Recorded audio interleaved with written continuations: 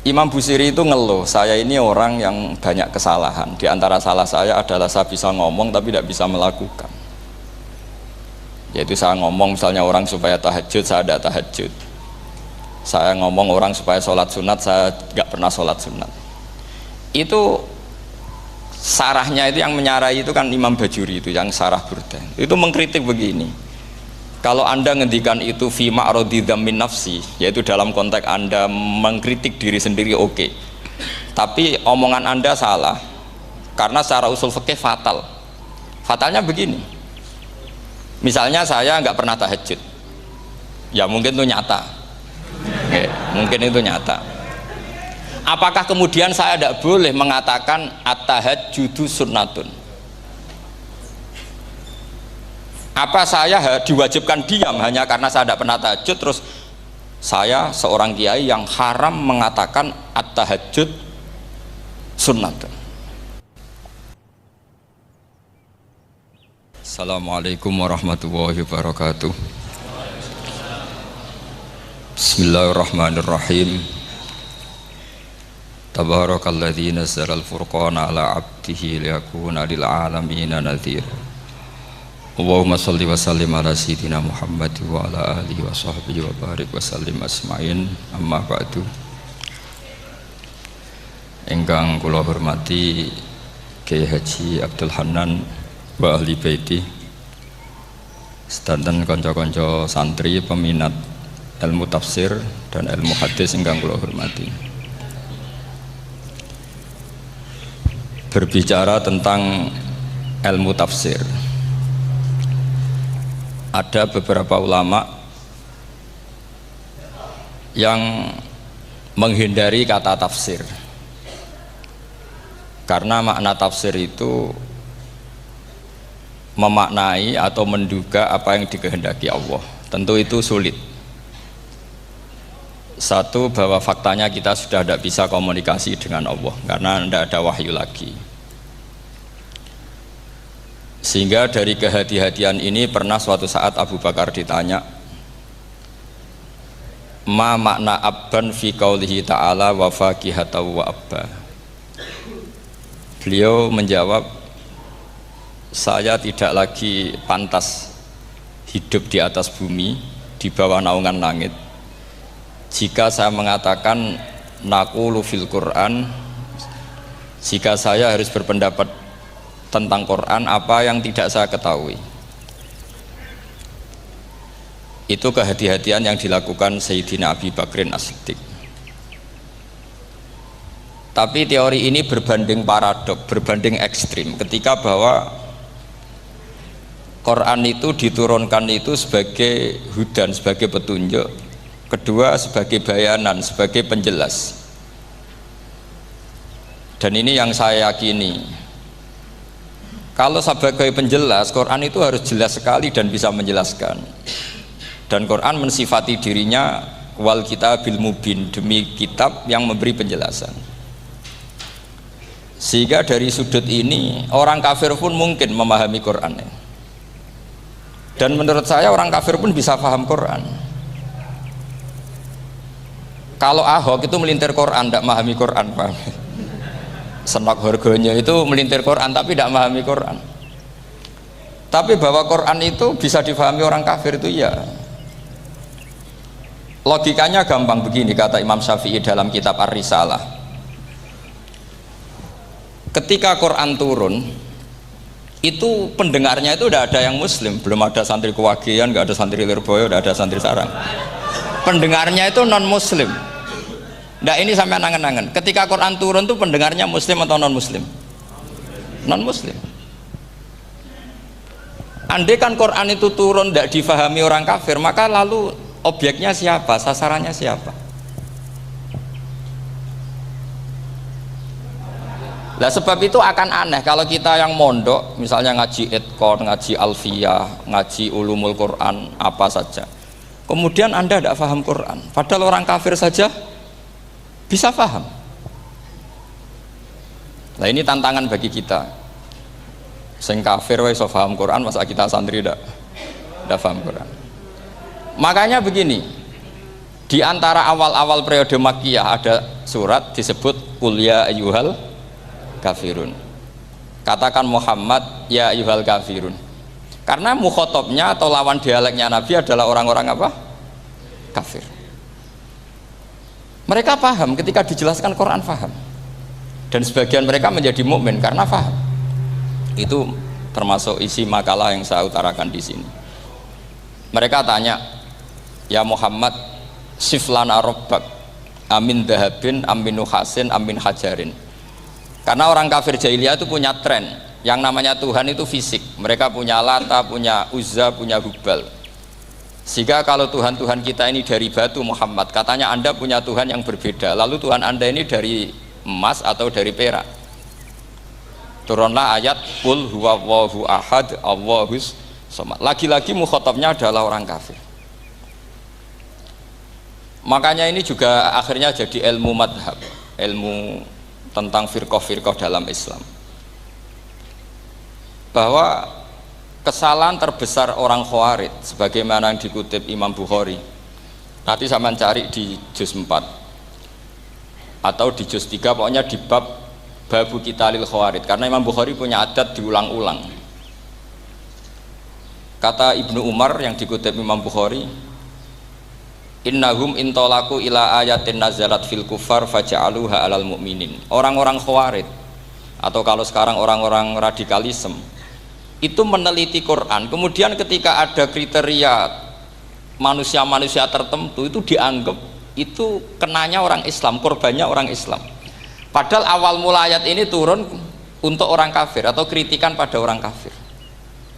Ini cilaka betul. Karena logikanya seperti yang dikatakan Imam Syafi'i, ketika Quran turun ini nggak ada orang Islam, yang ada orang kafir. Sehingga mukhatabnya adalah orang kafir. Tapi ayat-ayat ini nanti dipakai Khawarij untuk mengcounter orang Islam, sehingga mereka mudah mengkafirkan kita karena pakai ayat yang dari awal Allah mengkafirkan orang kafir, sekarang ayat itu dipakai mengkafirkan orang Islam. Ini saking gebleknya orang apa? Khawarij. Makanya kata kitab Fathul Bari yang menyarai Bukhari itu, yang mendorong orang Khawarij seperti itu adalah jahluhum bisyariah. Memang mereka benar-benar bodoh, benar-benar goblok. Misalnya kita misalnya kita kiai atau kita ma'arif atau kita santri atau kita orang soleh, kemudian kita tidak bisa melakukan apa yang kita katakan, terus kita oke lah, kita kena kritik misalnya atakmurunan nasabil birri apa watan sauna anfusakum wa antum taslunal kitab. Terus kita katanya bisa ngomong tapi tidak bisa melakukan, terus dikritik dengan ayat itu mestinya tidak tepat. Karena itu asbabun nuzulnya adalah orang-orang Yahudi karena tahu bahwa sifat Rasulullah itu ada di Taurat, mereka menyuruh keluarganya itu masuk Islam, tapi mereka sendiri tidak mau Islam. Kemudian turunlah ayat atakmurunan nasa bil birri wa tansawna anfusakum wa antum taslunal kitab afala ta'qilun. Sekarang perbandingannya begini, misalnya ada orang Islam, taruh saja Zaid itu maling, ya maling, konsisten dia malingnya sampai tua. Terus menurut Anda Zaid yang muslim ini, muslim, Zaid itu muslim tapi maling, jangan bilang maling tapi muslim, dia tuh ya. Kemudian Zaid bilang ke anaknya, "Cung, kowe aja dadi maling, dadi santri sing soleh, sing maling bapak tok." Ndak, ini menurut analisis usul fikih, ngomongnya Zaid itu benar apa salah? Benar kan? Nasihatnya ya benar, ngomongnya juga benar. Kamu tidak bisa ngeritik Zaid, kamu bisa ngomong tapi tidak bisa melakukan, tidak bisa. Fa innal amra bil ma'ruf wajib, wal qawla bil ma'ruf ya wajib, wal qawla bil haqqi ya wajib. Jadi itu hal yang berbeda. Misalnya fa innal amra bil ma'rufi wajibun, memerintahkan barang baik itu baik.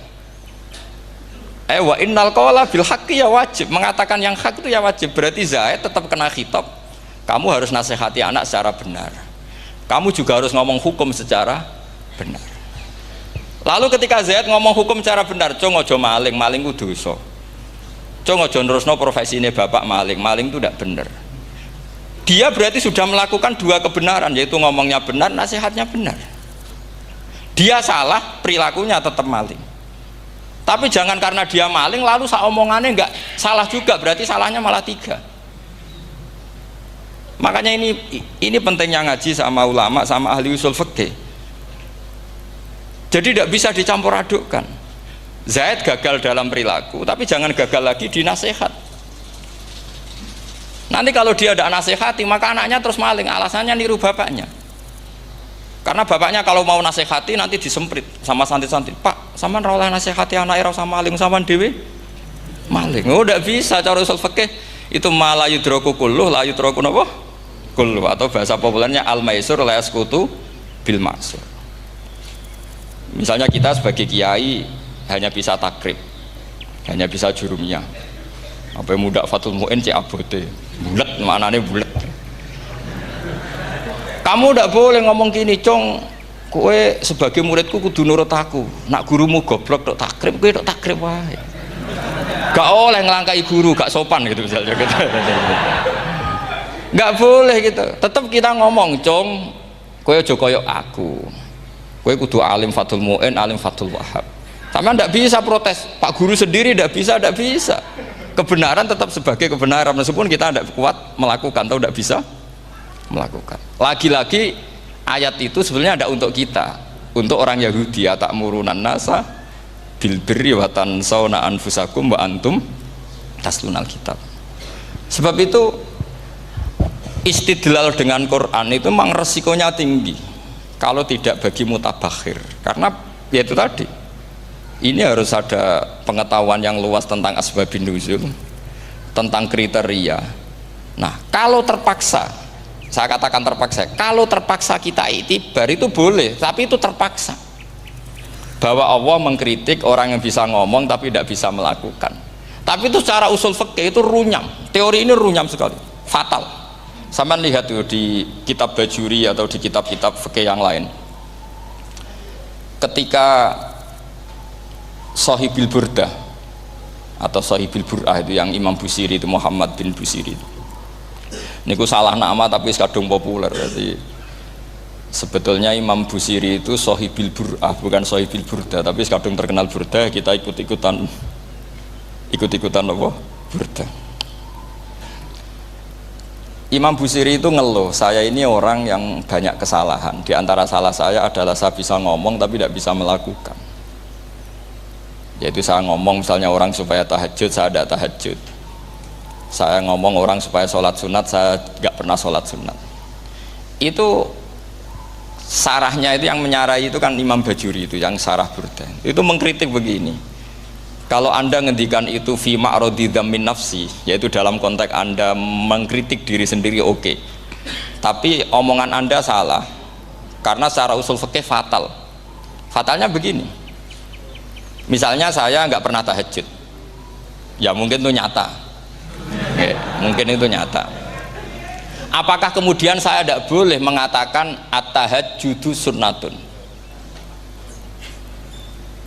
Apa saya diwajibkan diam hanya karena saya tidak pernah tahajud, terus saya seorang kiai yang haram mengatakan at-tahajjud sunnatun?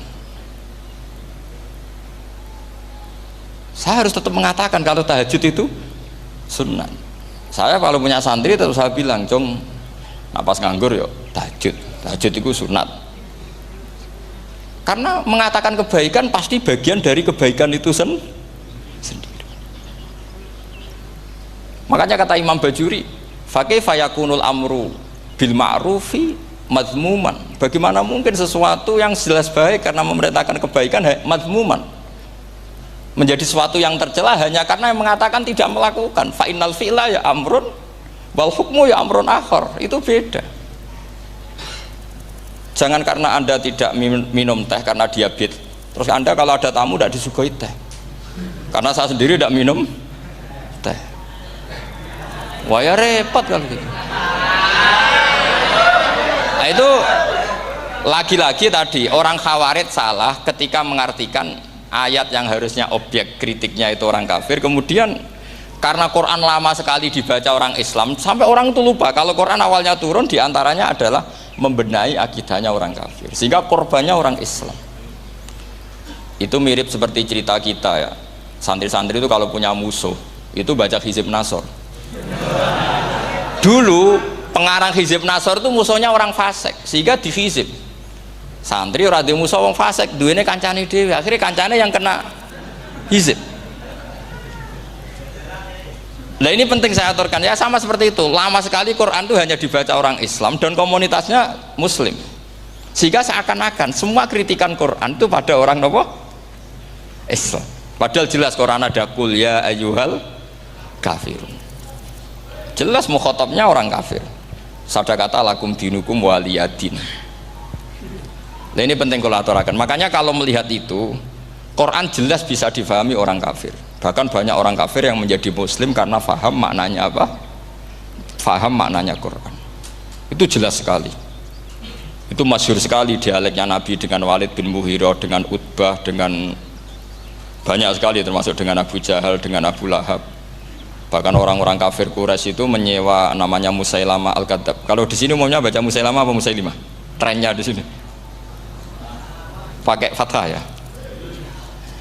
Itu entah ya, nggak tahu saya yang masalah yang mana itu kan, karena memang kalau dalam ilmu riwayat itu sekali salah baca itu kasus betul, kayak Sa'id bin Musayyab atau Sa'id bin Musayyib itu ketika beliau sugeng itu kalau dipanggil Sa'id bin Musayyab itu marah besar, karena maknanya Sa'id al-Musayyab itu yang ditawan. Makanya beliau bilang sayyabatni Irak wa anal Musayyib. Orang Irak mengatakan saya ini ditawan, sebenarnya saya yang menawan mereka. Tapi al-masyhur itu dibaca Sa'id bin Musayyab, padahal dia tidak mau dipanggil Sa'id bin Musayyab, Sa'id bin Musayyab. Karena nama ini penting. Pentingnya begini, ini kata Rasulullah kalau sedang guyon, kata Nabi, mbok kamu itu sekali-kali mikir, kenapa saya ini diberi nama Allah Muhammad. Ini hadis sahih di Bukhari, ada di Kitabul Adab, banyak lah tag ini. Kenapa ya Rasulullah? Allah itu senang bingung wong kafir, kata Rasulullah. Karena Abu Jahal kalau manggil saya jadi bingung. Itu kalau orang Arab kan pasti tahu maknanya. Muhammad maknanya orang yang terpuji. Sehingga kalau Abu Lahab ngomong itu jadi paradok. Hei orang yang terpuji, kamu bohong. Kan jadi aneh. Ya Muhammad kadzabta. Hei Muhammad kamu bohong. Kalau diterjemahkan hei orang terpuji, kamu bohong. Itu akhirnya sahabat tertawa-tawa, karena cek pinter deh pangeran milih nama kamu ya Rasulullah, karena ini bingungkan musuh itu. Makanya kalau kamu udah anak kiai itu anak kamu panggil, namakan saja Agus, pasti satu pondok manggil Gus semua. Itu aman itu. Oh itu mbok yang nggak seneng tetap panggil Gus. Karena kalau untuk Gus putra kiai kan butuh di bapak kiai, kan bapak kadung ra kiai gitu kan. Itu ada triknya, yaitu anaknya dinamain Agus. Nah itu Rasulullah itu sudah dipilih sedemikian rupa oleh Allah, perilakunya benar, ahwalnya benar, sak namanya juga benar. Sehingga ketika Abu Jahal, Abu Lahab tahu bahwa nama Muhammad ini problem, karena ini madah itu memuji, sehingga mereka kalau mencari Muhammad tuh bilang ainal madmum, mana orang yang tercela. Terus orang-orang Quraisy tidak paham kamu nyari siapa. Akhirnya mereka bilang ana atlubu Muhammad, dan saya cari Muhammad. Akhirnya bilang Muhammad lagi. Nah, itu nah Quran juga main di ranah nama, sehingga Abu Jahal itu namanya kan Abul Hakam. Orang Islam dari awal memanggil Abu Jahal, karena kalau sampai kita manggil Abul Hakam kita akan mengalami paradok. Ya Abul Hakam, hei bapak dari semua kebijakan, kamu begini kan kacau. Makanya itu dari sini orang nggak boleh salah apa? Salah nama. Ini penting kalau aturakan, karena kadang menganalisis Quran itu satu bilisanin arabi mubin. Kata Imam Syafi'i, wa innahu latanzilu rabbil alamin nazala bihir rohul amin ala qalbika litakuna minal mudhirin bilisanin arabi mubin. Di antara, kata Imam Syafi'i ini, di antara aturan pokok memahami Quran adalah dia malian bil arabiyah, dia sangat-sangat menguasai bahasa Arab. Itu masyhur dalam dialek Imam Syafi'i. Saman kalau ngaji takrib atau Fathul Mu'in syarat sahnya tayamum lil musafir itu apa? Tolabul ma, mencari apa? Air. Sampai kalau di takrib dicontohkan, kalau di tempat atas nyari ke bawah, kalau ke bawah nyari ke atas. Imam Syafi'i ditanya, kaifa taqulu bi syartit tolab, bagaimana anda berpendapat bahwa tolabul ma itu wajib untuk menjadi sahnya tayamum? Terus Imam Syafi'i faqara'a falam tajidu ma'an, kamu pergi kemudian falam tajidu ma'an, kamu tidak menemukan air. Terus Imam Syafi'i mengatakan la yuqalu liman lam yatlub lam yajid wa innama yuqalu lam ya'rif, katanya. Orang yang nggak pernah mencari itu tidak bisa dikatakan lam yajid, tidak menemukan. Kalau belum mencari namanya tidak tahu. Padahal Quran bilang kamu pergi kemudian kamu tidak menemukan air.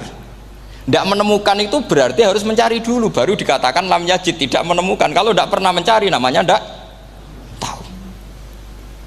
Hanya gitu tok itu jadi ilmu bahwa tolabul ma itu wajib karena Allah mengatakan falam tajidu ma'an la yuqalu liman lam yatlub lam yajid wa innama yuqalu lam ya'rif. Orang dikatakan tidak menemukan berarti setelah mencari kemudian kesimpulannya tidak menemukan. Kalau belum mencari namanya apa? Tidak tahu. Nah, dari sini Imam Syafi'i istidlal wajib tolabul. Ini namanya malian bil arabiyah. Dia menguasai bahasa Arab. Begitu juga ulama-ulama sufi. Itu ada cerita Aba Yazid Al-Bustami, itu ada muridnya baca ayat wasiqal ladzina taqaw rabbahum ilal jannati zumara. Orang-orang takwa itu digiring menuju surga. Itu dia nangis. Muridnya kaget. Ini guru saya tidak benar, ini ada cerita surga tapi dia malah nangis karena ayatnya itu digiring. Terus kata Abu Yazid, mereka itu di mana saja, masa ke surga saja butuh digiring? Ke surga itu kan nikmat, ngapain butuh digiring? Saya tidak mau, kata dia. Abu Yazid itu gak mau digiring ke surga, itu gak mau. Muridnya kan tambah kaget, memangnya mau neraka kan gitu pikirannya itu. Ternyata beliau jawabnya sederhana, saya pas itu sudah dekat sama Allah sehingga tidak perlu digiring. Kemudian saya sudah panitia kiamat pas itu, jadi nggak perlu digiring. Nah ini nanti penting jadi satu aturan ilmu ulumul Quran. Saya di rumah itu istiqomah ngajar Qawaidul Asasiyahnya Said Muhammad yang dulu ditulis abahnya Zubdatul Itqan oleh Said Alawi. Kemudian Zubdatul Itqan itu tentu dari kitab Itqan. Terus Said Alawi dulu ngarang kitab Faidul Khobir, sarahnya Faidul Khobir sama Sayyid Muhsin Al-Musawab, dulu dari Padang tapi hidupnya di Mekah. Saya dulu talaki sama Mbah Mun. Itu ternyata ada ayatnya, innal muttaqina fi jannati wa nahar fi maq'adi sidqin 'inda malikim muqtadir.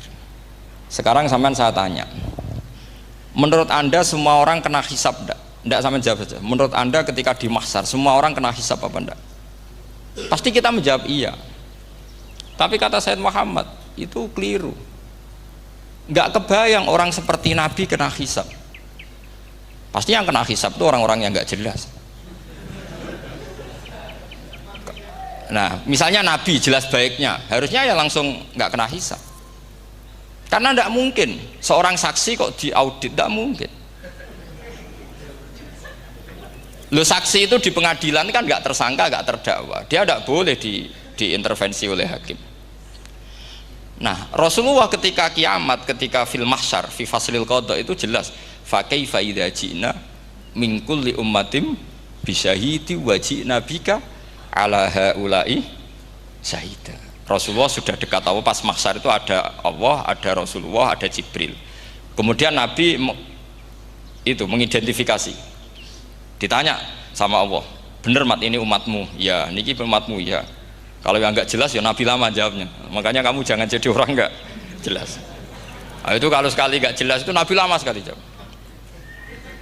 Nah, artinya begini, yang kena hisab itu meskipun kata Said Muhammad, meskipun Dhahirul Quran itu menetapkan asbata umumal hisab, tapi zahirnya Quran yang sama juga menafikan hisab.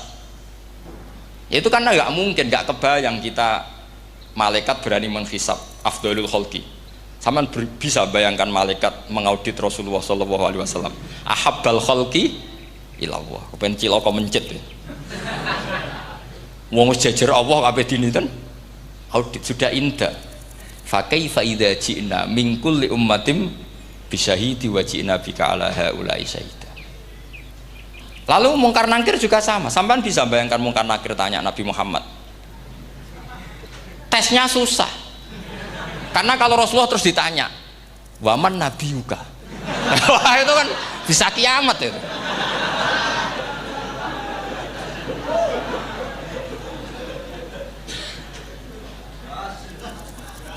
Paham ya? Makanya kata Sayyid Muhammad, ini kan teman-teman tanya, piye carane alim tafsirnya saja, sarannya satu hafal Quran, dua hafal Sahih Muslim, tiga semua orang sudah mati, tinggal kamu yang alim. Nah, itu, oh itu mesti aman itu.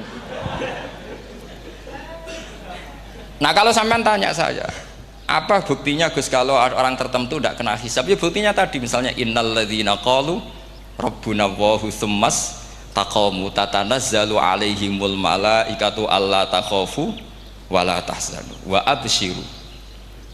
Mungkar nakir adalah malaikat penakut membawa ketakutan. Sementara para wali ini jelas malaikat kena konstitusi, malaikat harus mengatakan ke para wali alla takhafu wala tahzanu. Padahal Nabi tentu Sayyidul Auli. Para wali saja malaikat kena aturan kamu harus bilang alla takhafu wala tahzanu wa absyiru. Hei para wali, kamu jangan susah, jangan gentar, kamu harus gembira. Kamu bisa bayangkan misalnya mungkar nakir bawa godok, kata orang kalau dipukul jul sak walang-walang. Kemudian kamu bayangkan si Abdul Qadir ngalami itu, Abdul Hasan Asadali ngalami itu, Abu Yazid Al Bustami.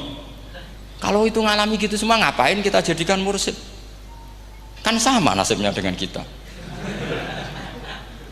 Nah, Zahirul Quran mengatakan asbatal hisabah, tapi Zahirul Quran di ayat yang lain lam yusbit al hisabah. Makanya tadi umumul Quran juga ditaksis dengan muqayyid, yang mutlak ditaksis dengan yang muqayyad, yang mujmal ya sama seperti itu, aturannya seperti itu, ditafsil sama yang mufassal. Sama orang kafir yang jelas, sampean bisa bayangkan malaikat ngaudit Fir'aun, cek kurang penggawean nih, jelas eleke kok di audit. Misalnya Abu Lahab di audit, oh malaikatnya celaka mencet, berarti dia gak percaya sama pernyataan Tuhan tabat yada abi lahabiu. Malaikat kok ngaudit Abu Lahab, mungkin Gusti kula ceke nak menawi wonten api lho ki ora tau ngaji Quran tapi wong ayate tabat yada kok cek di cek. Nah yang seperti ini masuknya kategori ulaikal ladzina, saat terusnya mereka yang kafir bi ayati rabbihim wa liqaihi fahabitos a'maluhum fala nuqimu lahum yaumal qiyamati wasna. Jadi ada orang-orang kafir yang jelas kena aturan fala nuqimu lahum yaumal qiyamati wasna. Jelas kafirnya ya gak kena hisab, yang jelas nabinya, jelas wasinya juga gak kena hisab, yang kena kita di tengah-tengah. Tapi ilmu itu ikut mainstream karena semua orang bilang ada hisab, ya kita ikut-ikutan bilang, ya sudah gitu saja. Tapi kalau aslinya ya rapati percaya. Umumnya uang gerono mati ditalkin ya kita melok-melokan nalkin. Tapi kalau kadang ya gak kebayang piye nak wali-wali ditalkin. Makanya ada di dunia wali itu ada cerita Rabi'ah Adawiyah, itu termasuk keramat beliau itu. Kalau Imam Sibawi kan dalam cerita wali kan ditanya marbuka, ngapunten niku man mausul nopo istifham. Wah itu malaikatnya ndak pernah khataman alfiyah kan, repot. Kalau Rabi'ah Adawiyah lebih parah lagi, itu beliau tuh nangis sekeras-kerasnya, nangis terisak-isak, dia tersiksa. Ya Allah, engkau itu zat yang paling saya kenali dan harusnya semua makhluk itu kenal engkau, tapi ini hamba engkau tanya engkau itu siapa ya? Itu kan ini orang aneh kata gitu. Karena Allah itu adharud dzahir, kata sampai Imam Sibawi silakan a'raful ma'arif. Jadi wong ora roh Allah wis geblek tenan dari Imam Sibawi. Imam Sibawi kan atas nama dia pakar nahwu pertama mengatakan domir paling makrifat di antara 6 isim makrifat, paling makrifat itu domir. Tapi meskipun gitu a'raful ma'arif Allah, yang paling makrifat dari sekian isim makrifat itu Allah. Artinya satu nama yang orang harus kenal semua. Makanya di antara keramat beliau ketika ditanya, wong kok ora tau ngaji fikih men ngaji nahwu wae. Gak tahu dia ngaji carane sesuci, carane iddah tuh gak tahu ngaji nahwu. Terus dia tanya, "Bima fa'ala rabbuka?" Lalu Allah memperlakukan kamu gimana? Terus kata Imam Subabeh, "Ghafaroli." Allah mengampuni saya karena saya orang yang mengatakan Allahu a'raful ma'arif. Ini penting kalau aturakan. Jadi makanya kalau sampean tanya caranya ilmu alim gimana, ya satu tadi, kalau sampean masih banyak orang hidup,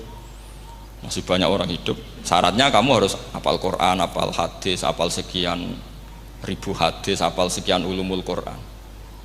Itu kalau masih banyak orang hidup. Kalau sudah kamu sendiri hidup, ya sudah, pokoknya isokulhu ya salim sendiri kan, nggak ada saingannya itu. Makanya kata Sayyid Muhammad, beliau mengatakan, kita meyakini umumal hisab ya berdasar zahiril Quran, kita menafikan umumal hisab bahwa hisab hanya yahtassul liqaumin duna qaumin juga berdasar zahiril Quran. Kita percaya semua mayat ditanya mungkar nangkir ya berdasar zahiril ahadis. Kita tidak mengumumkan teks ini juga berdasar zahiril ahadis. Karena malaikat mungkar nangkir juga malaikat. Berarti dia kena aturan kalau ketemu para wali Allah takhafu wala tahzanu. Faham sih kalau maksudnya? Ini penting kalau aturakan. Jadi makanya aspek ya, sampean bisa memulai kalau ingin jadi orang alim tafsir bisa mulai dari yang mudah saja, yang fikih saja.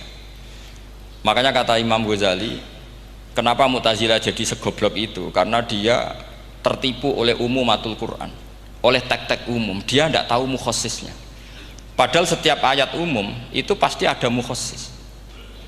Misalnya begini ya, kalau kamu maknanya fikih saja, contoh yang paling mudah familiar itu fikih ya. Misalnya kita ngaji Quran, wal mutallaqatu yatarabbasna bi anfusihinna salasata quru. Kalau orang dicerai, itu iddahnya itu 3 kali masa nopo suci. Apakah aturan iddah seperti ini hal hadhil iddah amatun likulli mutallaqatin am li mutallaqatin makhsusah? Apa ini semua mutallaqah iddahnya pasti salasata quru apa orang tertentu? Ya enggak, asal dia mutallaqah pasti iddahnya salasata quru. Anda goblok, Anda salah besar. Kalau misalnya yang dicerai adalah orang hamil, iddahnya apa? Salasata quru apa watil hamli? Watil hamli. Kita butuh ayat lain, wa ulatul ahmali ajaluhunna ayyadna hamlahu. Sama seperti kita ngaji walladzina tawaffawna minkum wa yadharuna azwajan yatarabbasna bi anfusina arba'ata asyhurin wa asyra. Asal wanita ditinggal mati suaminya, maka iddahnya 4 bulan 10. Apa semuanya demikian? Enggak. Misalnya orang hamil iddahnya biwatil hamil. Artinya kalau Anda tertipu umumatil Quran berarti Anda sama dengan menghukumi orang ditolak semua iddahnya salah satu guru. Sama misalnya orang sekarang dalil-dalil wa may yatawallahum minkum fa innahu minhum. Kalau berkawan orang kafir maka dia menjadi kafir. Itu kan fatal. Semua nabi ya berkawan orang kafir. Karena dakwahnya memang sama orang kafir. Lo coba, andai kan sampean hafal Quran, itu sama teori itu tuh mungkin menyedihkan. Coba istilahnya Quran, wadhkur akho'at wa ila adin akhawum huda wa ila samuda akhawum. Terus semua umatnya yang kafir disebut akhawum. Akhaw itu artinya apa? Saudara. Mereka ya berkawan sama orang kafir. Makanya butuh analisis fikih untuk maknani wa may yatawallahu minkum fa innahu. Setelah dianalisis fikih, ternyata semua nabi diistilahkan wa ila madyan akhahum syuaiba wa ila adin akhahum huda. Akhaw itu artinya apa? Saudara. Kalau sampean tanya, lalu logikanya gimana? Kata kitab-kitab kan wa in kana dasarin fajanibhu suratan. Kalau ada teman buruk, jauhi. Kalau teman baik, temani. Kalau cara usul fikih gampang. Kancanan maling dosa, wong kok kancane maling. Tapi nak dakwai maling apik kan? Aku ora ngancani kok dakwai dandani, selesai kan? Ngancani maling elek, nak dakwai maling apik. Demenan rondo elek, nak didik apik kan, itu seperti itu. Nah, ini penting kalau aturaken. Dan di sini ini makanya NU itu punya sejarah panjang, banyak wali-wali yang jadab, yang coro zahir itu kancanan wong fasik-fasik. Orang syariat bingung, ini wali kok berteman orang fasik. Ya kalau kamu bahasakan teman ya masalah, kalau kamu bahasakan ini binaan. Enggak, sama jawab saja, kalau dibahasakan teman masalah enggak? Masalah kan, tapi kalau dibahasakan itu binaan, selesai kan? Sama, Nabi berkawan orang kafir itu enggak karena berkawan, itu binaan Nabi. Memang Nabi itu jadi Nabi, objeknya adalah mengislamkan orang kafir. Ya berlama-lama Nabi dialek dengan mereka, muasarah sama mereka. Bahkan Nabi diharuskan bersikap baik sama mereka. Itu yang disebut fabima rahmatim minallahi lintalahum walau kunta fadzan ghalidhal qalbi lan faddu min haul. Tapi sekarang itu orang sudah tidak pakai ilmu. Orang-orang radikalisme itu nggak pakai usul fikih. Pokoknya kalau ada ayat terjemahnya gini ya sudah, itu jadi madhab. Akhirnya kecelakaan seperti ini. Pokoknya kalau ada ayat faqtulul musyrikina haitsu wajadtumuhum wa khudhuhum wahsuruhum waq'udu lahum kulla marsad. Sudah hafalnya ayat itu saja. Dia tidak mau ngapalkan misalnya qatilul ladzina yuqatilunakum. Ada ayat lagi wa akhrijuhum yamin haitsu akhrajukum. Sehingga ulama kita membagi kafir itu ada harbi, kita musuhi, ada zimmi, ada muahad, ada musta'man. Itu ulama karena tahu tidak semua orang kafir itu harbi. Tidak semuanya dhimmi, tidak semuanya mu'ahad, tidak semuanya musta'man. Kalau harbi oke, kita perang, kalau dhimmi ya kita bina. Kalau mu'ahad ya sesuai perjanjian kita, kompensasinya apa, MOU-nya kayak apa.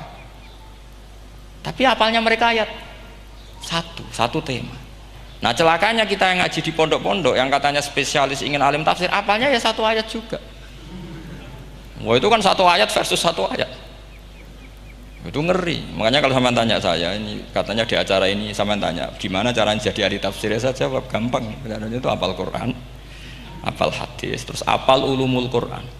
Ya misalnya Nadoman ya Faidul Khobir lah, kalau kitab Nasar ya minimal itu setengah lanya itkon lah. Kalau nggak lanya-lanya amat ya agak lanya. Karena kitab tafsir itu gampang, teorinya itu mudah sekali. Misalnya al-ibratu bi umumil lafzi la bi khususis sabab, itu sama dengan kayak kaidah fikih.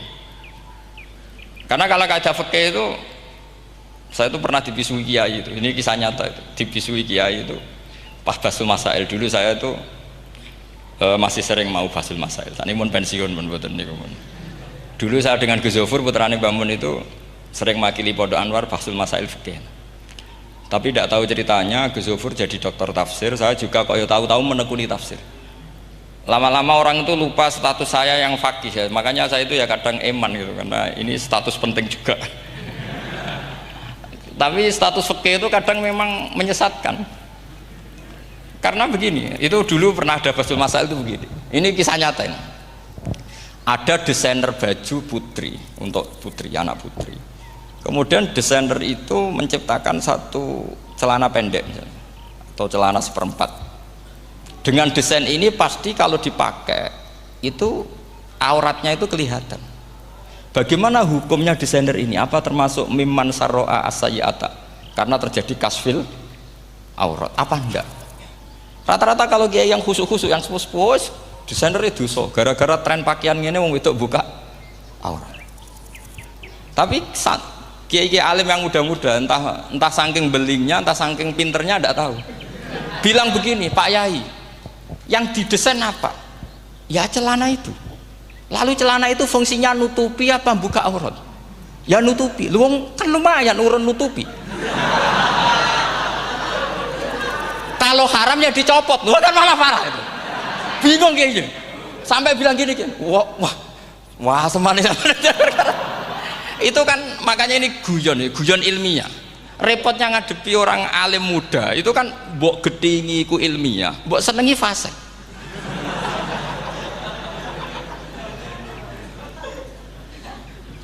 Ketika kiai yang khusyuk tadi tak tanya, kalau desainer katok seperapat, paham gitu? Kau coba yang celana dalam terlalu vulgar itu, paham gitu? Nggak, rok saja lah, rok mini misalnya, rok selutut. Sampean jangan ngeres ya, yang rok selutut misalnya. Rok selutut itu desainernya kena hukum haram enggak? Sampean jawab saja. Oh haram dari kiai sepuh, karena dengan desain itu misalnya lututnya kelihatan. Tapi pertanyaannya Ki Muda saya masih ingat betul, saya tanya. Lalu fungsi pakaian itu apa Pak Yai? Fungsi itu kan tetap nutupi sebagian aurat. Kalau Anda haramkan, barang haram itu harus dihilangkan. Nah, itu. Sampai Kiai itu setelah acara itu manggil saya. Gus, kalau ngakoni jenengan alim tapi ku podo repote. Podo repote ku nak dalam itu kan terus itu ada perumusan di redaksi keputusan yang dijual itu yang masail fikihnya kan terus diputuskan dibukukan. Kalau redaksinya halal terus nanti orang pakai rok semua. Dan saya balik bantah, kalau redaksinya haram orang nggak pakai rok lah. Akhirnya itu apa? Kebijakannya lucu. Buak we Gus, pertanyaan itu buak sak jawabannya oke. Jadi kita debat tidak jadi. Ini cerita ilmiah. Makanya sama tidak wajib anut saya ini terlalu ilmiah, jadi tidak baik untuk kehidupan kesalian kurang baik. Jadi ini, tapi ini ilmu. Tetap kaidahnya fikih ma la yudraku kullu la yudraku kullu. Jangan kalau tidak bisa nutupi aurat semua, lalu jangan sama sekali. Loh kan kaidahnya kan gitu, ma la yudraku kullu la yudraku kullu. Misalnya Anda punya tetangga nggak mau pakai jilbab, nggak mau pakai pakaian muslimah, kamu tidak boleh bilang munisan raklambinan, tidak bisa. Malayu troku kullu layut napa malayu troku kullu nu layut troku napa kullu. Makanya ini kita harus hati-hati. Nah bayangkan sekarang orang meneliti Quran itu yutroku kullu. Mestinya kalau Anda meneliti radikalisme, ayat yang terkait radikalisme diteliti semua. Ternyata di surat Taubat yang disebut suratus Saif yang bahkan haram baca bismillah, itu ada ayat wa in ahadum minal musyrikin nastajaroka fa'ajirhu hatta yasma'a kalamullah summa ablighu ma'mana. Muhammad, kalau ada orang kafir mau belajar Quran sama kamu ya harus kamu pelajari hatta yasma'a kalamullah. Setelah mereka mau belajar ya ablighu ma'mana summa ablighu ma'mana, kamu harus menjamin keamanan dia. Itu di surat Taubat termasuk akhiru suratin nazalat, gak mungkin terjadi mansuh. Tapi orang-orang ekstremis selalu pakai faqatulul musyrikin haitsu, apalan itu terus. Yang orang liberal yang menaparin la ikraha fiddin. Ya sudah seperti itu. Sing orang-orang ora tegas, ora tau nahi mungkar, ya ma arsalnaka illa rahmatan lil alamin. Ngono terus.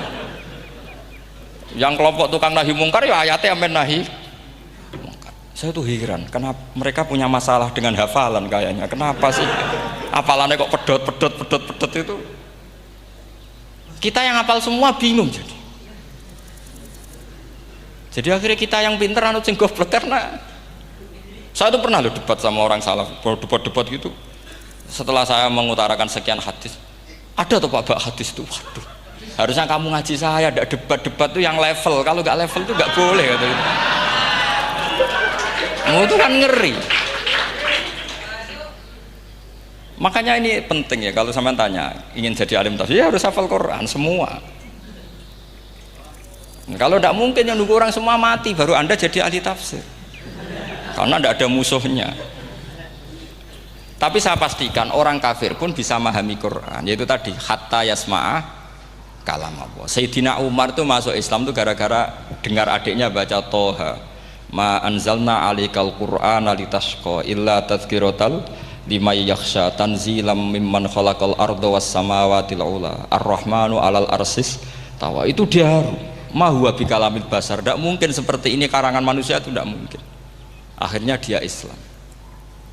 Banyak orang Islam karena diperdengarkan Quran, karena memang notnya sudah unik, makna kualitasnya juga sudah unik, semuanya itu unik, indah. Sampai sekarang pun orang kafir itu orang paling tahu Quran. Makanya Allah mensifati orang kafir itu hasadam min indi anfusihim mim ba'di ma tabayyana lahumul haq. Sekarang sama saya tanya, orang sing tabayyana lahumul haq itu orang paham apa orang tidak paham? Mereka orang kafir itu mengingkari Quran, padahal mim ba'di ma tabayyana lahumul haq, setelah kebenaran nyata bagi mereka. Nyata bagi mereka artinya orang kafir paham apa tidak paham? Paham. Cuma mereka punya penyakit hasadam min intian. Mereka juga kalau ada ayat tentang ahkam yang memberatkan, mereka bilang i'ti bi Qur'anin ghairi hada au badil. Muhammad harusnya jangan tema itu yang diangkat, bu cari Quran yang lain yang enggak tema itu. Mereka sampai memilih tema itu karena paham apa karena tidak paham? Karena paham. Makanya di makalah saya pastikan ngaji tafsir itu gampang karena orang kafir pun bisa. Kalau kasus Ahok itu bukan paham itu melintir, beda. Paham sama melintir itu beda. Itu diterjemah kemenang tuh jangan mengangkat kawan orang Islam, bukan mengangkat pemimpin. Ya likanya kalau ngangkat teman saja tidak boleh, apalagi ngangkat pemimpin. Fatal mana berteman sama orang salah sama ngangkat. Saman kancanan maling itu apik nak menawa nang andani. Terus ngangkat, "Hei maling ke pimpinanku." Parah mana? Parah mana? Artinya sama saja ketika diterjemah jangan ngangkat teman. Sebetulnya ngangkat pemimpin lebih fatal. Itu kan mafhum awlawiyah, itu kan normal saja. Itu di Quran biasa, misalnya innalladzina ya'kuluna amwalal yatama dzulman. Orang yang makan hartanya anak yatim secara zalim. Kamu bilang, "Gus, saya tidak makan kok, sepeda motornya tak gasap, tak jual." Yang diharamkan kan makan. Wah, ya sarap kalau gitu. Maknanya begini, memakan harta anak yatim artinya ifsad. Ifsad itu merusak. Nak ngono ikhraq, membakar atau mencuri sama dengan makan, bal asad, malah kan lebih apa? Lebih apa? Dasar. Jadi yakuluna di situ tuh ba'dul amsilah, sebagian contoh min wujuhil ifsad atau min wujuhil ihlak. Jangan kok karena ayatnya makan, oh yang haram tuh makan, kalau nyuri gak apa-apa. Wah ya fatal. Itu kan sama dengan santri geblek ketika ada kiai ini, "Cong, kowe mbek bojomu jogeman naboi." Suatu saat istrinya lapor lagi, "Pak Yai sekarang tidak naboi tapi nyadui." Karena naboi itu pakai tangan. Pertama dilaporkan kiainya, "Pak Yai, suami saya itu sering memukulin saya pakai tangan gini. Jong jogeman naboi bojomu." "Nggih Pak Yai, siap." Suatu saat istrinya lapor, "Pak, tetap benjut, kenapa?" "Kulo nak niki disadui." Mergo pikirane sing haram nabok, nak nyaduk halal. Wah, itu kan ngajak goblok bareng. Nah, masalahnya di usul fikih kasusnya seperti itu. Makanya saya ini kadang ya maliki sekali. Kadang saya itu maliki sekali. Kadang ya. Misalnya begini, saya beri contoh. Ini yang kisah nyata ya. Ada seorang Arabi datang ke Rasulullah. Ya, tadi kan teman-teman minta juga ilmu hadis ya. Ini satu paket saja.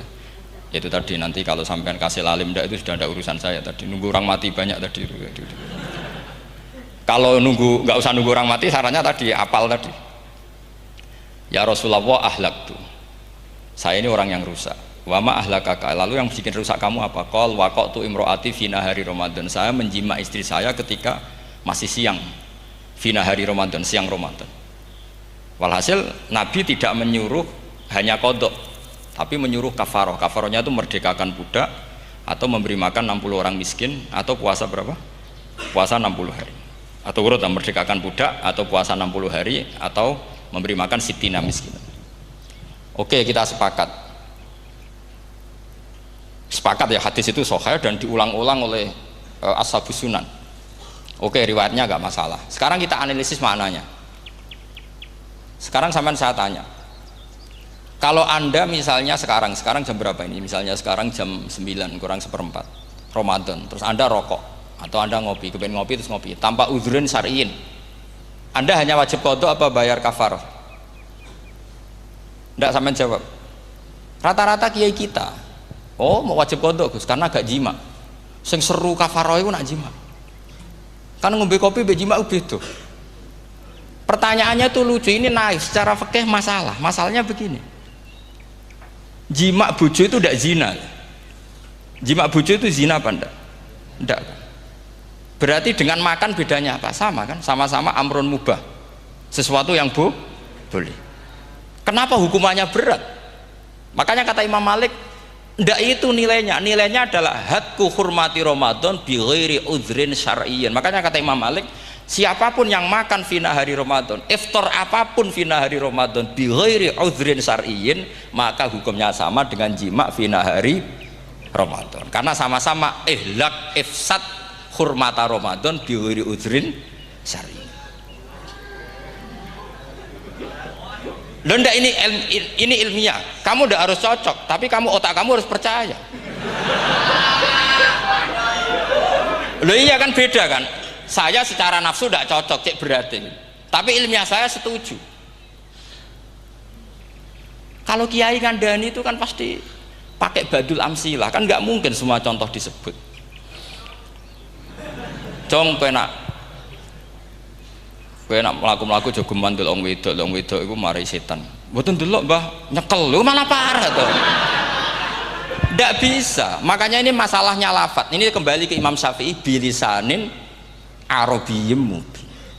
Ketika seorang kiai bilang cung jogeman delok cawe itu adalah mengungkapkan al-muharramat, bukan mentaksis yang haram itu hanya melihat. Saya ulang lagi ya, ketika seorang kiai bilang cung jogeman delok wedok sing haram, itu semangatnya adalah melawan keharaman, bukan mentaksis yang haram hanya delok. Itu di Quran normal semua, di semua lugat ya biasa. Itu kan sama seperti misalnya seorang mbah ngasih uang cucunya, cung tak kayak duit 100.000, cung gue tuku es, terus kue mendingan nak ragu tuku es haram iki kan ngongkone tuku es, lah kepen putumu mati kan nyeben 100.000 gue tuku es. Ya mulai dulu istilahnya nak mbah ngekei putu cung 100.000 gue tuku es, cara wong kuno. Maksudnya gue pokoknya umumnya cah cilik senane es cuma nyebut. Ya sudah seperti itu. Sama seperti Quran menghentikan begini. Ini memang salate yang fikih dulu, yang pokok-pokok.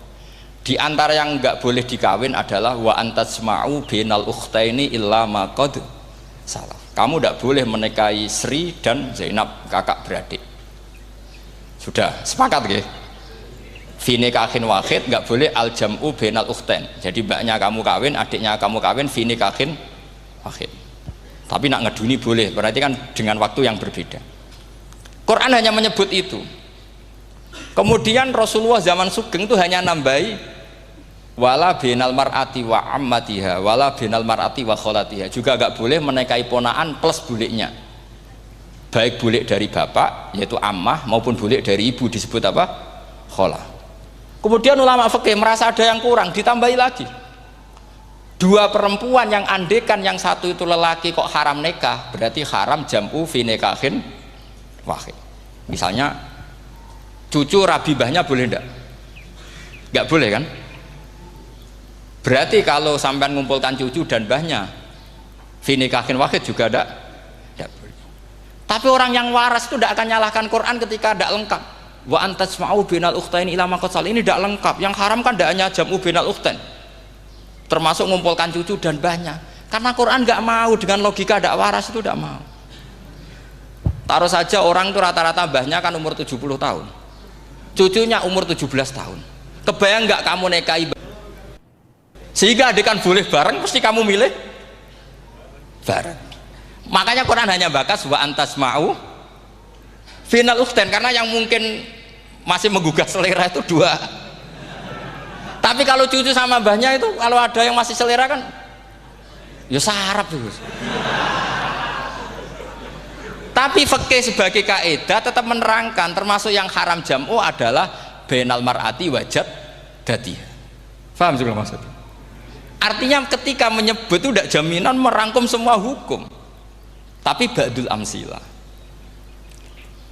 Fa'innal akila yaktafiya bi isyaratil ba'di, karena orang kalau punya akal diisyaroi sebagian sudah paham. Ini penting kalau aturakan. Jadi ini penting. Nah bayangkan sekarang banyak gerakan-gerakan ahli Quran katanya, tapi nggak memahami ilmu usul fikih. Quran ra ono ya wis.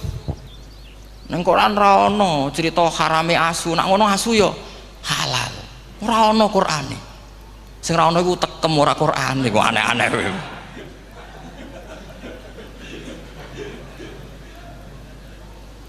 Itu kan sama terus sampean misalnya tadi jam 09.00 Ramadan tambah udzurin syariyin terus mangan mie rokokan. Itu kan melecehkan Ramadan biguri udzurin syariyin, karena melecehkan hurmata Ramadan kena sanksi separah itu. Jangan kamu terus bilang tapi Nabi hanya bilang masalah jima fi nahar Ramadan. Jima istri itu hukumnya itu tidak zina, hukumnya itu mubah, sama dengan makan. Ini cara madzhab Maliki, tapi kita alhamdulillah madzhab Syafi'i. Ya itu masalahnya. Berhubung itu menguntungkan sami'na wa ta'na. Nah, itu. Tapi saya sendiri dalam konteks ini, saya itu ya sangat-sangat Syafiyah, sangat-sangat Syafiyah. Dalam banyak hal sangat-sangat Syafiyah. Tapi dalam banyak hal kadang-kadang saya ya Maliki. Nah, itu kan kalau sama tanya kenapa gitu, ya hikmahnya baca banyak saja. Karena yang Syafi'i itu ya karena bacanya hanya Syafi'i. Itu bukan fanatik, itu keterbatasan. Jadi itu beda, itu namanya tidak fanatik, itu keterbatasan. Itu beda sekali. Jadi kita harus ngaji yang banyak. Saya termasuk utang ya sama Imam Syafi'i itu baca kitab Ar-Risalah. Itu kitab yang kadang satu ulama baca sampai 500 kali. Yaitu Imam Syafi'i itu dalam kitab Risalah itu begini, ini termasuk ulumul Quran yang paling penting. Muqaddimahnya begini. Wan nasu sinfani min awalil amri. Wan nasu sinfani. Ketika Rasulullah datang membawa Quran itu manusia hanya ada dua. Al kuffar sing dari jenis ahli kitab dan kuffar dari jenis yang tidak ahli kitab. Bahkan tidak ada orang Islam zaman itu. Pertama Nabi jadi Nabi itu adakah pendengar yang Muslim? Kan tidak ada, semuanya ahli kitab. Makanya susah kalau Quran kamu analisis korbannya orang Islam tuh, kata Ibnu Umar tuh lucu. Dulu tuh mukhatabnya tuh orang kafir, jelas kuliah ayuhal kafir. Ya ayuhan nasu ubudu rabbakum alladzi khalaqakum. Jelas orang kafir. Karena orang Islam nggak mungkin dikhatabi ubudu rabbakum. Makanya Imam Suyuti kalau nafsiri itu ngeper. Ubudu rabbakum wahiduhu. Tapi kalau mukhatabnya orang Islam dawimu alal ibadah atau dawimu alat tauhid. Karena dia tahu kalau mukhatabnya orang kafir ubudu ya masih wahidu. Kalau sudah Islam kok dikhitabi ubudu mudawamah alal ibadah. Itu saking alimnya Imam Suyuti. Ini saya teruskan. Kalau mukhatabnya itu orang kafir ahli kitab, itu kemungkinannya ya dua cara mereaksi Quran. Yaitu disebut lam yakunil ladzina kafaru min ahlil kitabi wal musyrikina munfakina hatta ta'tiyahumul. Jadi lam yakunil ladzina kafaru, jelas kafaru itu umum. Kemudian ditafsir kafaru itu ada yang min ahlil kitabi, berarti kafaru yang jenis Yahudi Nasrani. Ada kafaru yang min ahlil kitabi wal musyrikin, kafaru yang jenis musyrikin, yaitu kafir Mekah. Karena cara kaidah nahwu al atfu yaqtadi taghayyur, kalau ada ataf pasti konteksnya beda. Ja'a Zaidun wa Amrun, berarti Zaid ada Amar, Amar ya tidak bakar, karena Ja'a Zaidun wa Amrun wa Bakrun. Pasti orang ini berbeda. Tidak boleh orang yang sama kamu pakai ataf. Ini sudah clear ya ini ya. Kemudian cara pandang mereka ya beda. Ketika Rasulullah mengajak tauhid, itu ahli kitab tidak masalah. Memang harusnya Tuhan itu satu. Tidak masalah bagi ahli kitab. Problem bagi ahli kitab adalah Muhammad itu nabi. Itu kita nggak suka. Kalau Tuhan satu oke, tapi kalau Muhammad nabi tidak oke. Kita bisa jadi nabi. Kata mereka, karena mereka merasa nasabnya sampai Ibrahim. Sementara zaman itu mereka sanksi Muhammad itu nasabnya konti, gak jelas. Ini penting kalau aturakan. Sehingga dalam konteks ini Allah menjawab ahli kitab dulu. Ini itu disebut Muhammad itu nasabnya jelas. Ini itu fihi ayatum bayinatum maqamu Ibrahim. Ini saya dengarin. Ibrahim itu jelas pernah ke Mekah. Bukti Ibrahim pernah ke Mekah adalah jejak kaki Ibrahim di makam apa? Makam mereka artinya buatan kuburan, buatan jejak kaki Ibrahim ketika bangun Ka'bah. Fihi ayatum bayinatum maqamu Ibrahim. Pun. Kalau Ibrahim pernah di Mekah artinya beliau pernah nikah di Mekah. Paling tidak punya dzurriyyah di Mekah. Jadi Ismail dibawa ke Mekah. Jelas ayatnya wa id yarfa'u Ibrahimul qawaida minal baiti wa Ismail. Ini dengarin ya.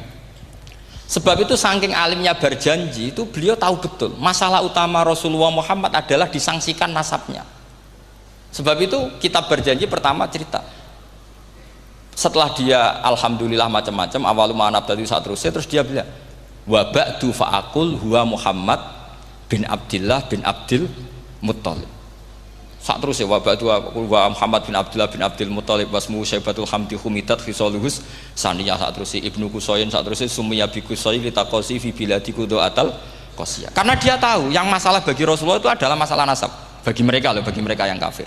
Terus beliau ngendikan ditutup wa adnanu bila raibin inda dawil ulumin nasabiyah ila dhabihi Ismail nisbatuhu wa jelas saya Adnan itu pasti puter cucu-cucunya Nabi Ismail.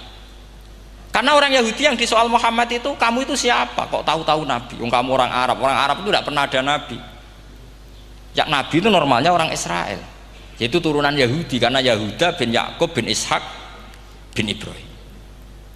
Akhirnya Allah membuktikan fihi ayatum bayyinatum maqami, bukti kalau Ibrahim pernah di Mekah adalah jejak kakinya di Mekah, itu dekat Ka'bah.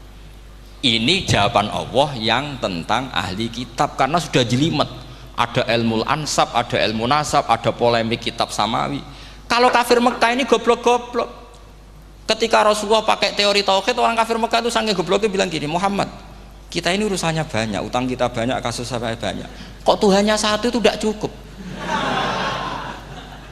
Yaitu mereka mengatakan aja'alal alihata ilahau wahida inna hadza la syai'un ujab. Bagaimana Tuhan hanya satu? Urusan kita banyak, masalah kita banyak, Tuhan nggak boleh satu, harus banyak. Sejumlah urusan kita. Ada Tuhan BPKB, Tuhan macam-macam lah. Ada Tuhan kredit, Tuhan kas, macam-macam lah kan. Sesuai sebanyak urusan kita. Mereka tanya aja'alal alihata ilahau wahida. Masa Tuhan satu? Inna hadza la syai'un ujab. Ini aneh. Tapi Rasulullah dengan sabarnya, kalau yang seperti ini Allah menjelaskannya beda dengan yang pertama, karena tadi orang kafir itu bisa min ahlil kitab, bisa wal musyrikin. Lam yakunil ladzina kafaru min ahlil kitab, ada yang wal musyrikin. Semuanya ini tidak pernah munfakina hatta ta'tiyahumul bayyinah. Mereka tidak pernah tercerabut dari pikiran mereka, dari mainstream mereka, sampai ada bayyinah. Bayyinah itu kejelasan kebenaran atau benar yang begitu jelas. Itu siapa? Rasulun minallah yatslu suhufam mutahhar. Akhirnya Nabi sabar. Saking sabarnya Nabi itu ngomong gini, ya di khalayak umum, mukhatamnya ya kafir semua. Hei saudara-saudara kami suku Quraisy, kita ini sebangsa. Nabi tanya, Muhammad, ajaran kami itu benar karena kamu itu orang yang kita percaya, tapi kali ini Anda aneh karena ngajak satu Tuhan. Itu tidak mungkin, urusan kita banyak, satu Tuhan enggak mungkin, Tuhan harus banyak. Kita punya 3 aja kurang banyak kan, banyak punya Lata, Uzza, Hubal. Rasulullah dengan sabarnya ngendikan gini, hei kaumku, kalau kamu jadi pembantu, jadi buruh, senang mana punya majikan banyak sama majikan satu? Kalau majikannya banyak, itu perintahnya beda-beda, seleranya beda. Semua harus kamu lakoni, semua harus kamu taklui karena kamu harus nurut. Wah ya repot mat kalau di majikan banyak, ngerepoti mesti. Rasulullah tinggal nimpali, Tuhan kamu itu majikan kamu, kalau Tuhannya banyak, perintahnya ya banyak, seleranya beda-beda. Kamu bingung nggak? Wah ya bingung, ya sudahlah mat satu aja. Akhirnya mereka masuk Islam. Nah itu disebut Nabi itu fatonah, punya kecerdasan artikulatif, kalau menjelaskan itu masuk akal. Nah itu disebut dorobawahu matalar rojulan fihi syuraka'u mutasyakisuna wa rojulan salamal lirojul hal yastawiyani masalah alhamdulillah. Nah ini penting, Allah membuat satu perumpamaan bagaimana ada satu pembantu yang punya majikan banyak, yang berbeda-beda seleranya, berbeda-beda perintahnya, dengan kalau hanya satu majikan. Apakah sama? Mereka jawab tidak sama, enak punya satu majikan. Begitulah Tuhan kamu, harusnya satu. Jadi artinya gini, kalau kamu ngaji ulumul Quran, kamu harus tahu ini khitab ke kafir. Kafir yang mana? Ahli kitab atau kafir yang musyrik? Nah sekarang tidak tahu lagi, pokoknya kafir. Makanya kalau orang berdebat mereka itu tidak goblok meneh. Waduh. Makanya sama tidak usah ketularan goblok, sing pun sing wis goblok ora usah ditambahi mun kathah dan ini pun niku. Ya karena kita ngaji jelas Qur'annya kan lam yakunil ladzina kafaru, itu masih ada min lil bayaniyah atau min li bayanil jinsi. Kafaru itu sopo? Siji min ahlil kitab, 2 kafaru sing wal musyrikin. Dua-duanya tidak pernah munfakina hatta ta'tiyahumul bayyinah. Mereka tidak akan tercerabut dari pikirannya sehingga ada bayyinah. Bayyinah itu siapa? Rasulun minallah yatslu sufam. Nah ketika Nabi menjelaskan asal usul nasabnya, bahwa Sayyid Adnan itu ila Ismail, Ismail jelas putra Nabi Ibrahim, mereka terus baru iman karena ada fihi ayatum bayyinatum maqamun apa Ibrahim. Ya jadi saya kira demikian, nanti kan akhirnya jam itu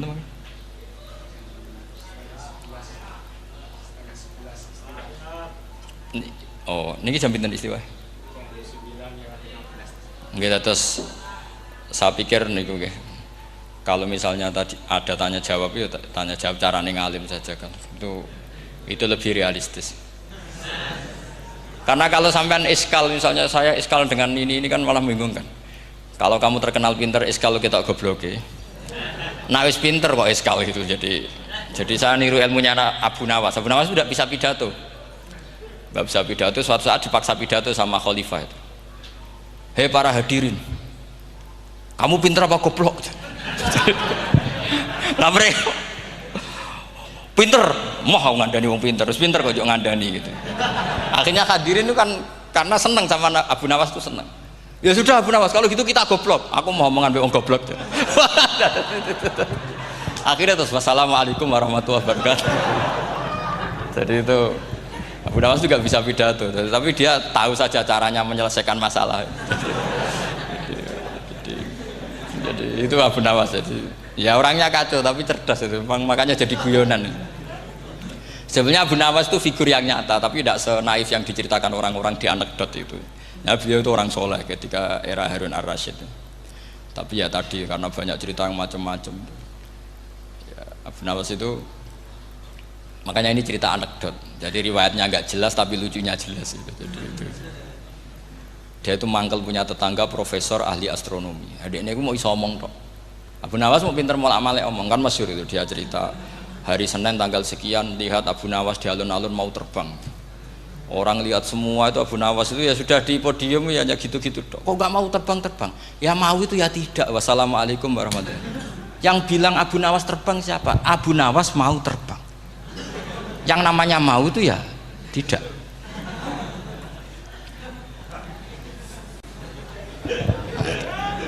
Pernah dia itu lomba sama Harun ar-Rasyid. Siapa paling banyak pengunjung rumahnya di alun-alun. Harun ar-Rasyid bikin khemah, dia bikin khemah. Tentu cerita ini bohong, yakini ini bohong. Memangnya ini bohong tenang. Makanya ini anekdot, hanya guyonan. Harun ar-Rasyid karena dia raja itu ada apel, ada makanan macam-macam. Ya tentu pengunjungnya banyak. Batas akhir itu penilaian jam 12 malam. Abu Nawas tenang, satu pun nggak ada pengunjung, nggak ada makanan, nggak ada apa. Pas jam 12 rumahnya dia, kemahnya dibakar. Orang ke dia semua. Tit menang dia karena jumlahnya. Bahkan Harun ar-Rasyid itu datang ke kemahnya dia. Karena lombanya kan pengumpulan massa terbanyak. Tit jam 12. Harun ar-Rasyid pikirannya santri ya sugoi jajan mesti teko, pikirannya gitu. Abu Nawas pikirannya beda, jenenge ana kebakaran pasti datang. Wis dihitung biaya khemah sama hadiahnya banyak hadiahnya. Yang ahli falak ini punya ilmu yang rasional, yang pinter sekali. Dia ilmuwan bahwa bumi itu bulat-bulat. Nah, saya lagi tren meyakini bumi flat niku ya kacau niku. Gara-gara penjelasan sing sepihak. Niku wong nganggur. Lah wong ilmuwan kok sentimennya perkara wedi dhuwit. Enggak boleh ilmuwan menyebut sentimen apa? Uang. Akhir bumi itu bulat-bulat. Jadi kalau Anda jalan ke timur terus nanti ke titik yang sama. Abu Nawas ora paham karena dia memang enggak ahli sains gitu. Suatu saat si profesor ini kemalingan, malingnya melayu ngetan. Terus minta tolong sama Abu Nawas, kejarlah maling itu. Kemana? Ke timur. Dia ngejar ke barat. Ditanya sama profesor, saya udah bilang larinya maling itu ke timur, kalau kejar ke barat nanti ketemu di titik yang sama. Jadi, akhirnya profesornya ngerti, oh ngenyek tuh. Jadi, nah khawatir saya nanti kalau santri-santri tidak pinter ilmu, terus pilihannya ilmu kayak Abu Nawas, jalan pintas tadi. Karena belajar falak jelimet, belajar faraid apa? Jelimet, ada aul, ada roh, terus semua ada masalah yang ruwet-ruwet terus. Akhirnya mau olah bicara. Ini musibah, inna lillahi wa inna ilaihi raji'un. Itu tidak boleh. Quran tidak mengajarkan itu. Quran tetap mengajarkan ilmu meskipun ada nilai seninya. Ya tadi nilai seni tadi misalnya Allah mencontohkan daraba wa masalah rajulan fihi syuraka. Terus kedua uniknya Quran itu begini. Setelah dipikir itu nyata-nyata lebih detail. Misalnya begini. Ketika Allah mencontohkan ba'udah itu nyamuk. Itu orang-orang kafir itu bilang gini, "Ya Muhammad, Tuhan Anda kehilangan stok ilmiah. Sehingga contoh itu enggak yang dahsyat tapi sekedar nyamuk. Wong nyamuk kok digawe contoh. Mbok ya contoh itu dinosaurus, tak jerapah, tak apalah yang keren itu. Mosok contoh apa? Nyamuk. Terus Allah menjelaskan innallaha la yastahi ayyadriba napa masalam ma. Contoh apa saja? Apa saja itu ditafsiri ba'udatan fama fawqaha. Entah itu nyamuk, fama fawqaha, atau yang di atasnya nyamuk. Maksudnya di atasnya itu fil killah atau fisighor, atau yang di atas nyamuk. Yang lebih kecil ketimbang nyamuk. Sekarang saya contohkan kata Rasulullah, contoh yang kecil saja. Enggak usah bikin nyawa, enggak usah, itu terlalu mustahil. Seorang pemahat patung, terus kamu pesen, Pak, aku gaekno patung gajah, mesti muni sanggup.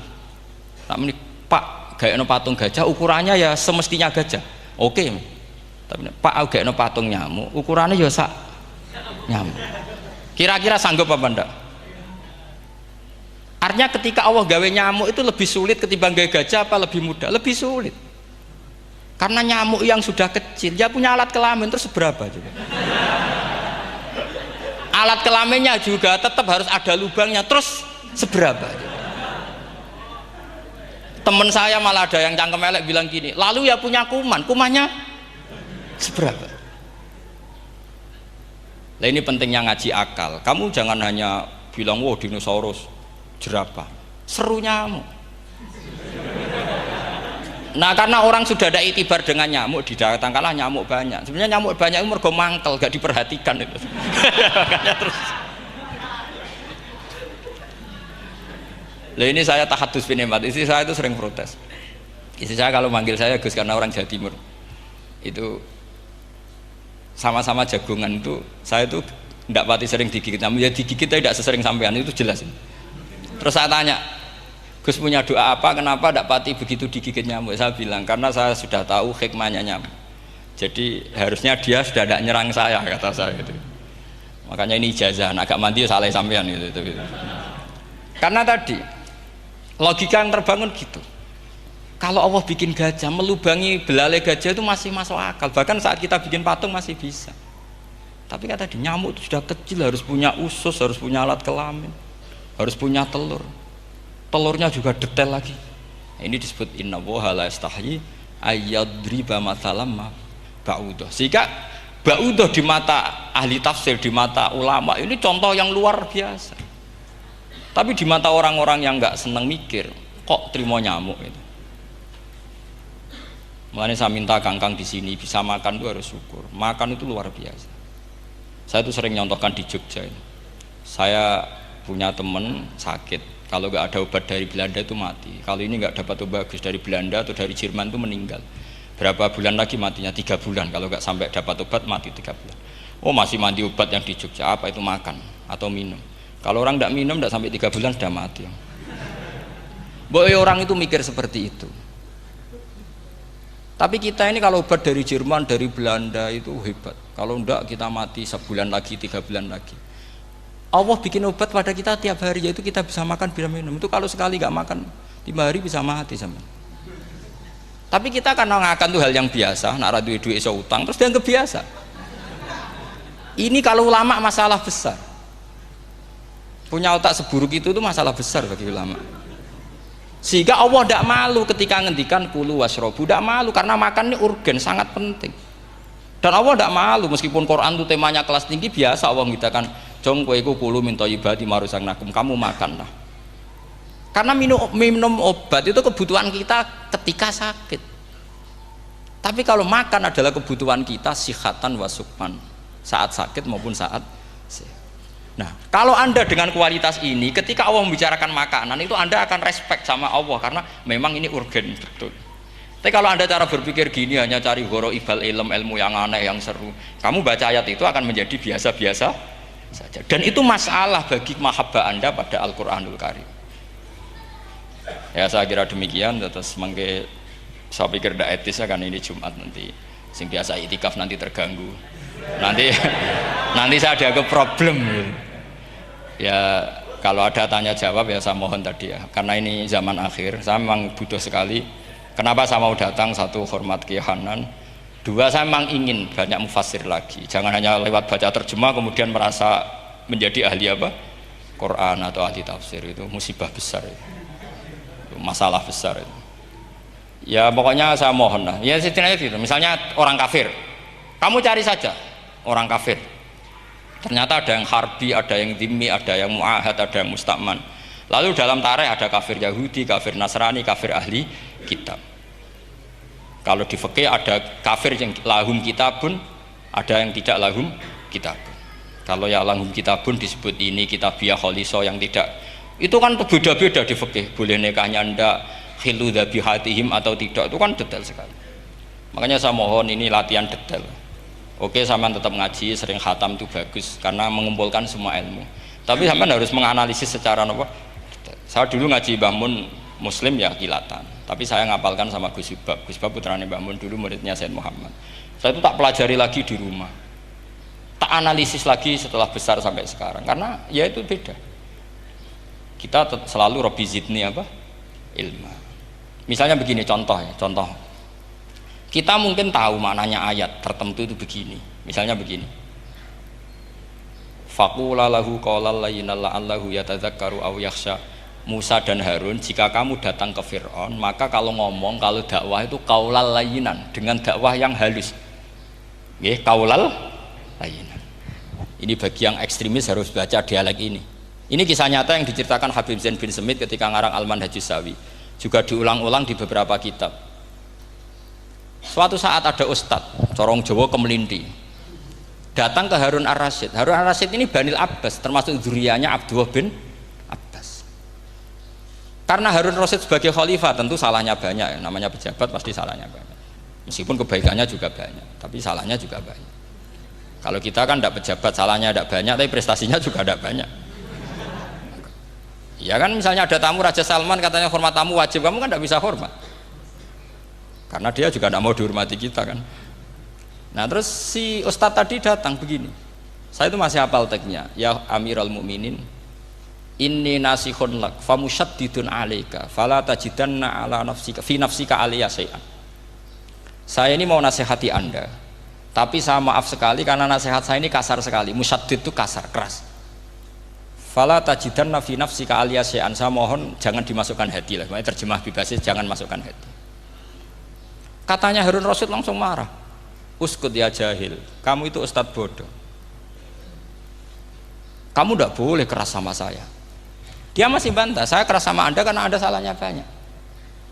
Terus apa kata Harun Ar-Rasyid? Inna wa ta'ala qad arsala man huwa khairum minka ila man huwa syarrum minni. Wa ma'adzalika qala ta'ala faqula lahu qaulal layyinan. Allah mengutus orang yang jelas lebih baik ketimbang kamu, yaitu Musa dan Harun. Musa dengan ustadz ini baik mana? Tidak, sama jawab saja. Baik Nabi Musa kan? Ilaman huwa syarrun minni. Fir'aun dengan Harun Ar-Rasyid buruk mana? Buruk Fir'aun. Itu saja masih dengan etika faqula lahu qaulal layyinan. Musa dan Harun kamu harus sopan. Ndak wae Fir'aun wajib sopan, ndak wae aku ra sopan. Nah ini sudah iktibar dari terjemah netral atau terjemah yang datar, bahwa Allah ngutus Musa dan Harun ke Fir'aun, dan Musa dan Harun diharuskan qaulal layyinan. Tapi menjadi energi mafhum yang luar biasa. Nak dakwai Fir'aun wae qaulan layyinan, apa maneh dakwai podo-podo mukmin. Makanya kata Harun Rasyid, uskut ya jahil. Inna wa ta'ala qad arsala man huwa khairum minka ila man huwa syarrun minni. Wa ma'adzalika qala ta'ala faqula lahu qaulal layyinan. Ya, saya kira demikian, saya kembalikan ke moderator.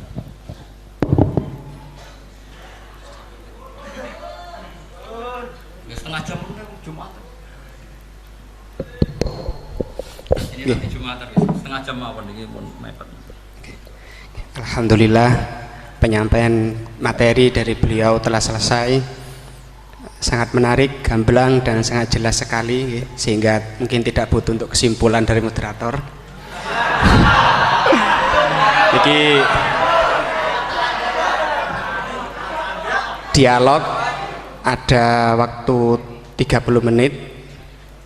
30 menit kami buka 2 pertanyaan dulu mungkin. yang dari depan ada mic, monggo diparingi. Niki Bapak Majroh niki. Satu orang satu pertanyaan Pak nggih.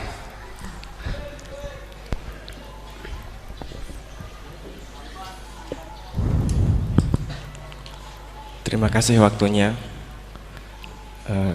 kepada Kiai Ahmad Bahauddin Nur Salim. Saya mau bertanya mengenai tadi yang disampaikan bahwa setiap umumul Quran pasti ada mukhassisnya. Ketika dilihat zaman sekarang ada kelompok liberal yang mencoba untuk mengamandemen Al-Quran dengan tidak mengkaitkan konteks zaman dulu, malah mengkaitkan dengan konteks zaman sekarang. Ambil contoh dalam permasalahan ibadah haji, mereka ingin merubah haji wukufnya enggak cuma di bulan Dzulhijjah tetapi di bulan Syawal pun juga boleh. Jadi sudut pandang panjenengan gimana masalah apakah memang bisa keuniversalan Al-Quran itu pada zaman sekarang dibuat sesuai konteks sekarang? Itu saja. Sampun? Nggih. Nggih. Penanya kedua, monggo.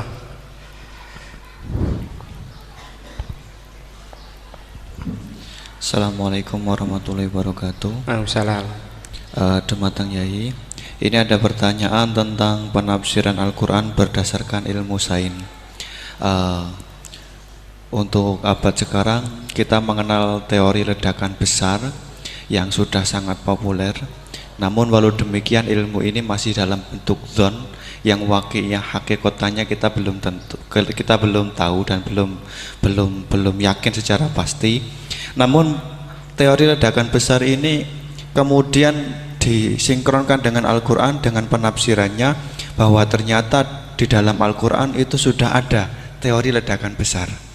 Pertanyaan saya begini, menimbang ilmu teori ledakan besar ini adalah ilmu dzon, ini masih memungkinkan ilmu ini salah, sehingganya penafsiran terhadap Al-Quran ini menimbulkan kekhawatiran, yakni kalau ilmu ini sebenarnya salah kemudian disinkronkan dengan Al-Quran, nanti ada penyalahan dalam penafsiran. Namun sisi lain terdapat kebaikan, yakni ada banyak orang bicara bahwa Al-Quran turun sekian ratus tahun lalu ternyata di dalamnya memuat teori ledakan besar yang baru muncul abad modern ini. Dari penjelasan ini pripun monggo Yai tentang penafsiran berdasarkan ilmu yang masih dzon, yang belum hakikatan seperti ini, monggo. Oke, sama namanya. Oke. Sing pertama Pak Ulil, yang kedua Pak Anwar. Itu sudah sama-sama keren Pak ya. Nggih. Pak mahasiswa. Pak Ulil apa Ulin? Ulil. Pak Ulil. Ulil apa? Ulil Absor. Sudah Ulil Absor, sudah bener ya. Itu namanya sudah bener. Nggih. Yang kedua Anwar ya? Kedua Pak Anwar. Enggak, sudah gitu dulu. Cekap dua dulu. Sing pertama mungkin nek jenengan niki pertanyaan yang pertama, apakah keumuman Al-Quran bisa ditaksis sesuai konteks sekarang, konteks sekarang kekinian niki. Niku pertanyaan yang pertama. Pertanyaan yang kedua, kejadian sains yang sesuai dengan sains, ilmu sains niku apa bisa juga dibenarkan ditafsirkan ke Al-Quran, mengingat fa innama alaihi ma humila wa alaikum ma humiltum wa in tuti ulama tafsir kabeh ing nabi tahdadu mongko entuk petunjuk sira kabeh wa ma ala rasulil lan ora ana iku ing atase rasul ilal balau kecuali nyampekno al-mubin. Dadi tugase ulama niru kanjeng nabi sementing memberi penjelasan persis dengan Al-Quran atau masih ada kemungkinan ben dadi ibadah jenengan ambek wong awam kadang-kadang terangno nak kaji ku murah mergo nak 40 juta dibagi umur 60 tahun. Rata-rata orang itu kan umur 60 tahun, 40 juta dibagi 60 tahun itu satu hari tidak sampai 3 hari. Ini rileks saja. Paling tidak menjadi kesadaran publik, nggak ada aturan agama memberat. Misalnya kasus wau zakat itu sak nisab, itu sekitar 25 juta. Iku wae wajib ngenteni nilai itu genep umur setahun. Jadi nek ana wong di 20 juta sesuk dadi 10, sesuke meneh dadi 20, dadi 100, gak nganti setahun tek iku ora wajib zakat. Mergo ora jenek sak tahun. Terpisah. Lah anak 20 juta mau zakat 625 itu artinya sedino enggak sampai 2 hari. Kita tidak perlu memaksa orang misalnya 2 ditambah 2 itu. Paling enggak orang jadi sadar betapa agama ini tidak pernah memberat. Kalau orang waras masih mahal uang sosial kita. 4, 1 tambah 1. Lha iku pentingnya ana ulama. Dadi fa inna ma'alaihi ma'humila wa alaikum ma'humiltu wa ma'al rasul ilal balaghul mubin. Lah nek misale orang protes la ikra fiddin tuh konteksnya. Nak ngopi kan ora rasane enak, Gus rokok ora rasane enak. Nak zakat enake ning ndi? Untuk diakui itu kita yo duwe gengsi. Jenenge ngopi bayari kancaku bangga. Indonesia kan bilang wong fasik bayari wile iku bangga. Intimidasi nanti ditangkap. Kenapa pas bayari pangeran ora bangga? Manusa iku duwe fitrah dijajakno karepe isin bayari iku bangga. Santri-santri kalau pidato khitobiah di pondok-pondok. Artinya dalam keseharian ternyata kita bangga kan melakukan pengeluaran. Tapi pas nganggo Allah Rasul tabayyana rusdu. Jadi ngomong kosong ngomong bantah. Tapi kan ngetokno ora enak. Jare sapa wong. Sehingga kadang Nabi itu ngendikan secara ekstrem. Lho kula karepe ruhin dah sering nggih kula. La ilaha illallah dakhala. Mergo wong ngono seneng ngekeki. Siapa yang meyakini la ilaha illallah nanti pasti masuk surga. Sing nyata ngeten nggih.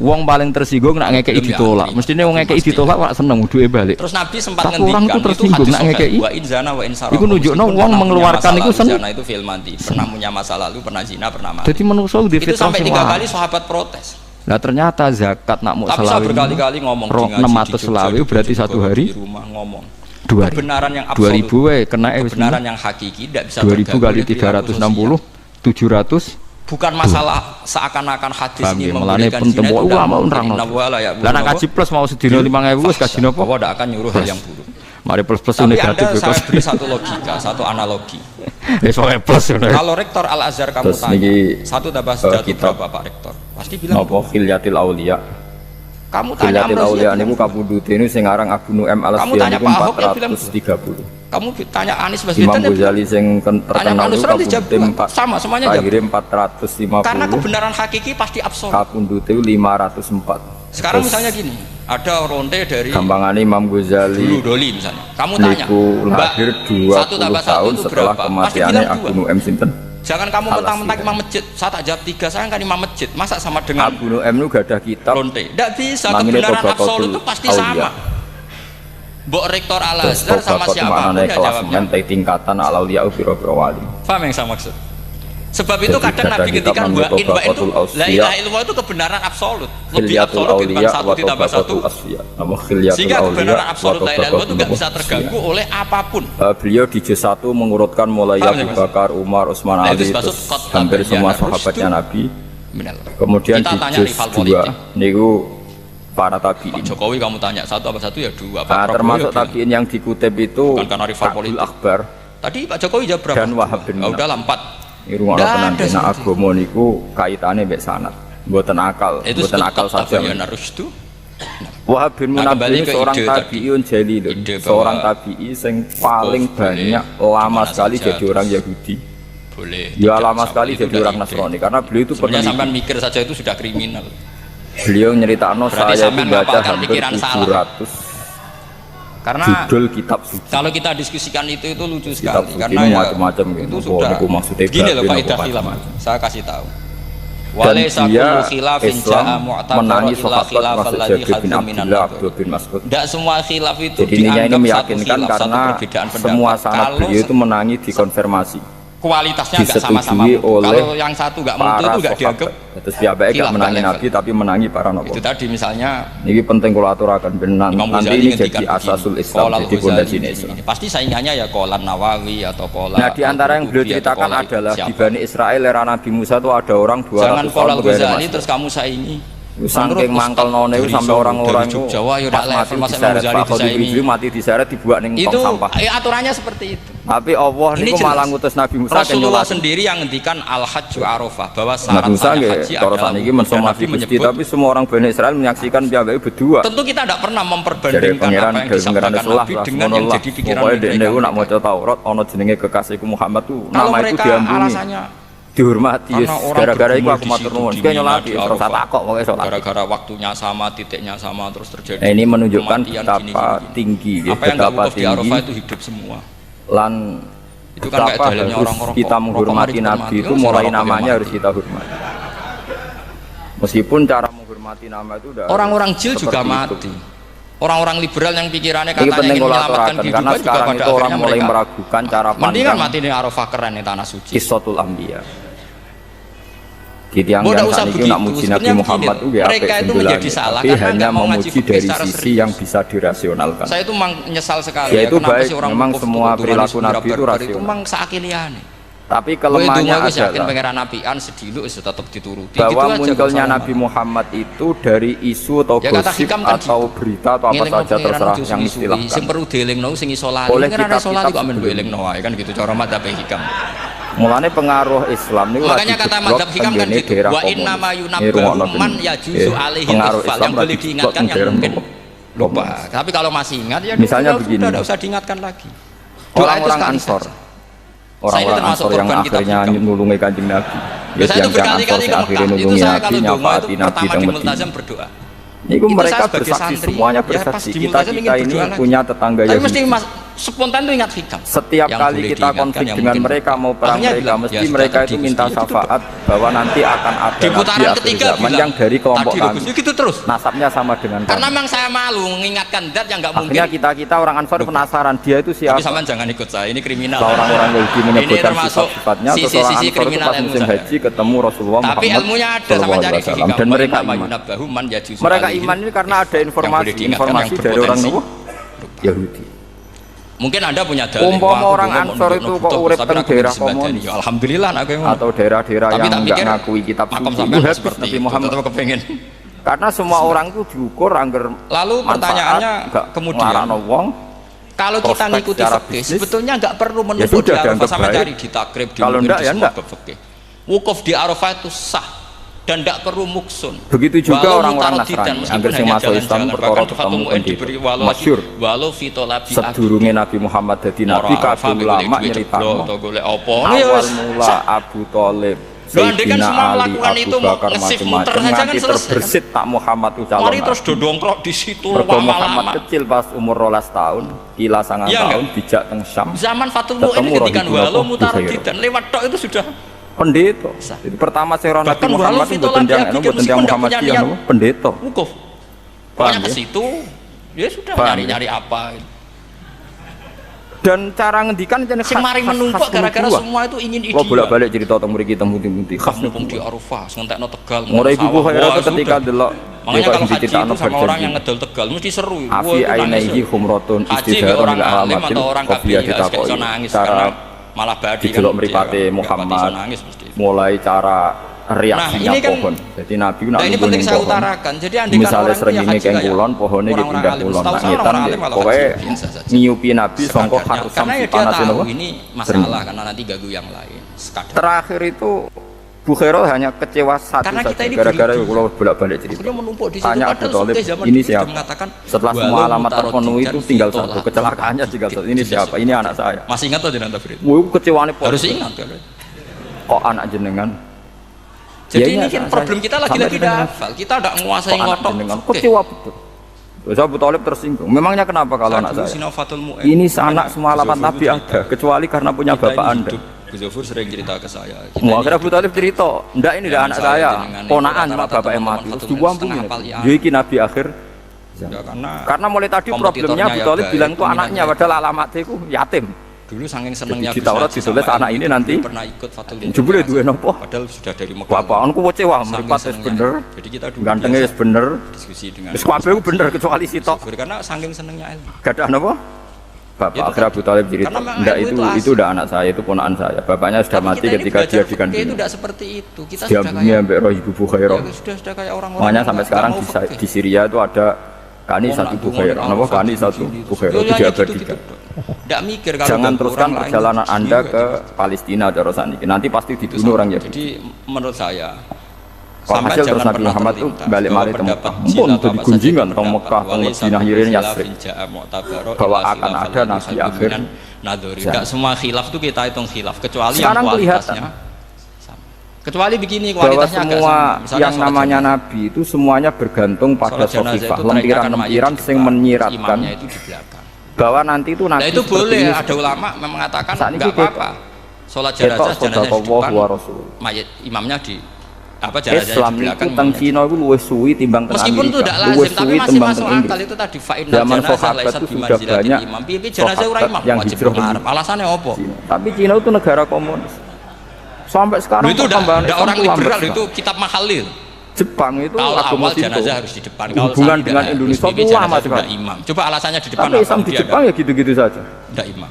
Tapi Islam teng Eropa kalau seperti itu masih khilaf karena gara-gara sama-sama mereka beragama apa? Kristen. Dan khilaf ini dipraktekkan tapi jangan di sini loh ya, jadi fitnah.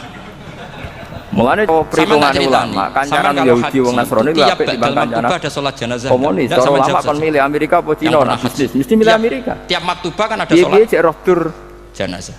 Ono itu jenazahnya di depan apa di kamar mayat? Orang-orang ceritanya wong Amerika itu bukan goib loh, orangnya masih belum dikubur. Nah Cina mentolo. Ndak sama ono apa? Agama. Di Amerika itu gak ngarang untuk dadekno alat. Ndak semuanya dibawa ke bukite cawe wedok, gua aksesoris cawe wedok. Nah ning Cina biasa kondom. Artinya ada konteks tertentu mungkin kalau itu ono gunane dalam konteks. Karena ada najis, ndak ada penipuan orangnya banyak sibuk. Ora ono apa? Bergawa napa? Agama. Jadi dalam konteks Indonesia ya suul adab. Nah gak ada pilihan. Lah nek ana pilihan ya Islam panjaran Mustafa. Itu maksudnya padha Islami. Nah ada pilihan. Ya kalau kiai kan biasa kok ngarep keren. Misalnya jenazah wong awam paham. Kesempatan penting kalau kiai pas mati kowe ora oleh gitu. Wahab bin Nabi itu dulu pengikut Yahudi, pengikut Nasrani, dia pengikut goblok mati. Kamu harus percaya bahwa memang Nabi Muhammad itu disebut di kitab-kitab sebelum Quran. Karena andai kan nggak pernah. Tapi kalau kamu mengatakan Muhammad yang menarik paling hanya dianggap pemimpin. Nggak salah, alasan Anda apa ini? Leadernya bagus, kapasitasnya bagus, tapi nggak terbersit akan dikatakan wajib di depan kita ini karena tanpa nah seperti itu khilaf, ini cerita khilaf. Jadi disebut alladzina atainahumul kitaba ya'rifunahu yang punya pendapat ya sama-sama mutu karena diceritakan kitab. Sebagian ayat nyebutno dan dipraktekkan Nabi Muhammad di Arab Saudi, yaitu banyak jenazah di kamar mayat. Sing yajidunahu maktuban indahum fit taurati wal injil ya'muruhum bil ma'ruf wa yanhahum 'anil. Pernah saya praktekkan. Wa yukhillu lahum thayyibat wa yuharrimu 'alaihim. Mungkin tidak terulang pas kemarin Banafe itu nyata. Banafe itu dekat jenazah banyak sekali. Gak sholat itu bengi-bengi tak anteni nganti jam 2. Ada orang yang maksiat sama beliau ngeten niku sekedar belum meninggal tuh berkali-kali. Wow sekedar ngami asmane Nabi tentang dene kitab Taurat. Iku ndadekno di sepuro Kanjeng Nabi Muhammad sallallahu alaihi wasallam. Ini sering ngandani. Terus kemudian sekarang tuh ada kecelakaan besar. Dan ini yang menjadi perdebatan ulama seluruh sama anak saya namanya Hasan. Nah, semoga Anda ikut berdebat ini menjadi untuk ridhanya Allah Subhanahu wa taala. Karena enggak mungkin mendekat beliau. Di dunia sekarang itu ada dua kelompok. Buktinya sholat gaib. Yang satu ini yang podo waras ini saya enggak masukkan yang tidak nopo waras. NTT yang lebih tinggi. Sing podo waras perdebatan yang sama-sama waras. Mayatnya di belakang. Misalnya orang memang tawassul, Allahumma inni atawassalu ilaika. Kalau seperti itu khilaf, ini cerita kalau seperti itu khilaf, meskipun agak kontroversi tapi kualitasnya masih wali. Kalau wali kan bagus. Khilafnya lebih rendah lagi. Sama kalau nggak percaya cari di mahal ulama sore. Pokoknya yang nabi aja, ini yang nabi urutannya jelas. Saya yakin itu ada. Saya tidak donan yakin jangan. Kalau orang ahli sunnah mulang terus tidak punya masalah ingatan, jadi ingat betul kalau takbir itu ada. Itu Muhammad sebagai betul kalau takbir itu Muhammad adalah pintu menuju Allah. Wasilah terus pertanyaan kedua kita tahu Allah, tahu sholat, tahu zakat adalah tapi itu bisa diatasi lewat ketika ini atawassalu ilaika ya Allah bijahi habibika Muhammad babikal azam. Saya tawassul dengan kekasihmu yang bernama Muhammad. Berarti nyebut Muhammad adalah nyebut pintunya Allah, dan orang nggak mungkin masuk rumah tanpa lewat apa pintu, karena kita tahu caranya baca tasbih ya caranya Muhammad baca tahmid profesor juga pernah tanya ke yang kelompok satu ini masih waras, masih normal cara berpikir nyebut Muhammad nyebut makhluk. Berarti ketika saat Allah Ta'ala wa dzakarta Muhammadan asyraka ma'ahu kita ini ahli fa inna hadza makhluk. Dan sing sitok cara berpikir kowe nak nyebut Muhammad ketika itu mau berarti nyebut makhluk, berarti kowe menyekutukan Tuhan dengan makhluk. Jadi sing sitok eling Muhammad langsung eling kemakhlukane. Sing sitok eling itu karena proses itu tidak ada pintu. Ya saya jawab yang jadi perdebatan ila yaumil. Yang bilang segumpal darah itu kiai kan tidak Quran. Lha saiki didelok konteks yang ngomong itu mufasirnya atau kiainya yang terjemah. Kalau Quran hanya bilang min alakin. Mulane sakniki urip bismi rabbikal ladzi khalaqal insana min. Ya sampean wis pokoke kan dari kata alaq sesuatu yang nempel itu namanya alaq. Makanya di Al-Qur'an Muhammad ulqatun hasilatun ulqah itu sesuatu yang nyirikno wong mara kuburan sekali-kali rungokno injeng muni njaluk kuburan apa muni ya Allah ya Allah. Sehingga ya karwane nek muni ya patok ya patok ya musyrikno. Itu artinya ndak harus segumpal darah. Karwane nek muni ya patok ya patok ya. Sampeyan cari di kamus dicari. Nek muni ya Allah ya Allah. Wong kadang mara kuburan ngenyek mayit. Enggak masalah. Ya misalnya uang mau kuburan Mustafa nak lalu kalau kita kok iso arani tawassul di anu Mustafa nak tuang ngene Gusti iki kanca kula dosane kathah jenengan sepuro. Makanya kita bisa memanfaatkan tanda kutip. Kalau lafaz itu majas. Lho kok iso arani jaluk kuburan kadang mau kuburan iku malah ngenyek mayit. Atau kita menganalisis secara balaghah min jinsi dzalika. Cara mayite kula tersinggung jaluk. Misalnya begini. Dijalukna sepuro Mustafa kalau sedang tersinggung. benci Anda, saya akan bilang kamu ya semamal sakmono ya banyak faate aku. Wong tek melete gawa WC ngalor ngidul. Karena di perut kita memang ada kotoran. Lah ya mesti rungokno sih. Berarti kita darani sing mlaku rungokno ngalor ngidul.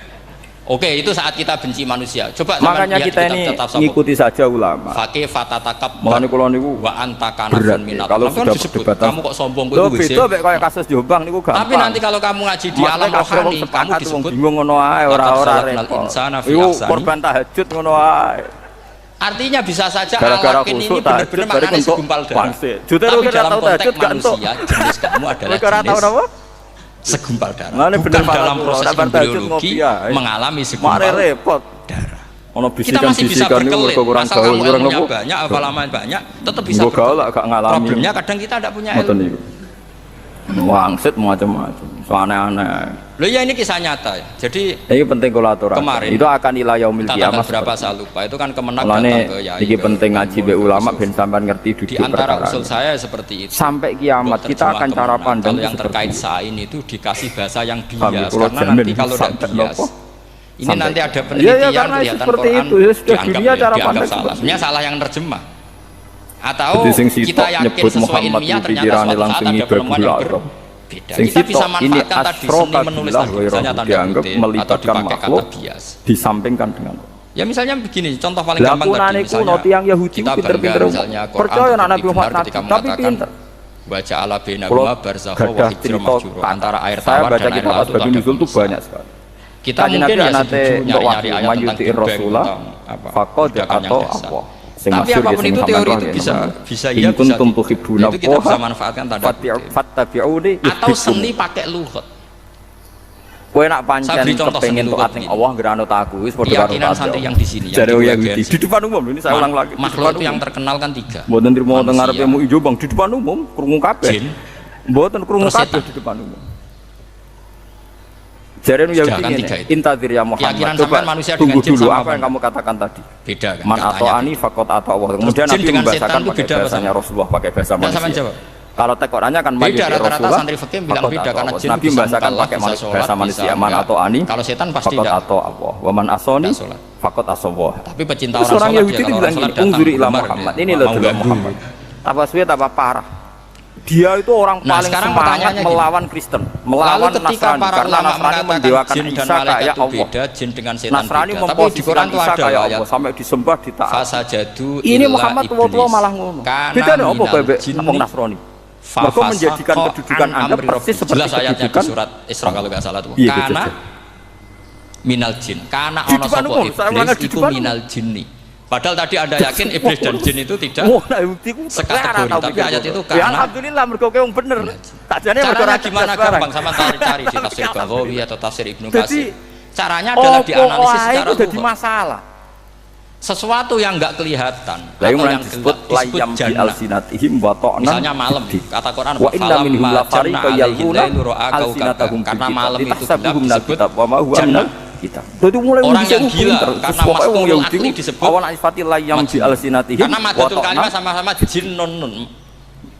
Nabi misalnya orang kalimah kan sama dianggap lho kersane Allah piye to Mat Allah ora ketok ora tersentuh harus ada master percontohan sing ketok wis barang Nabi ngomongno aku dadekno master pangeran percontohan aku to atau jadi kan Nasrani kok iki posisimu koyo pangeran angger to kowe padha karo mbek janin kullu dzalika yusamma bidzalika semua dinamakan itu karena mastur tidak kelihatan. Nah, kok ning riwayat kedua tak tanya, iblis itu kelihatan apa enggak?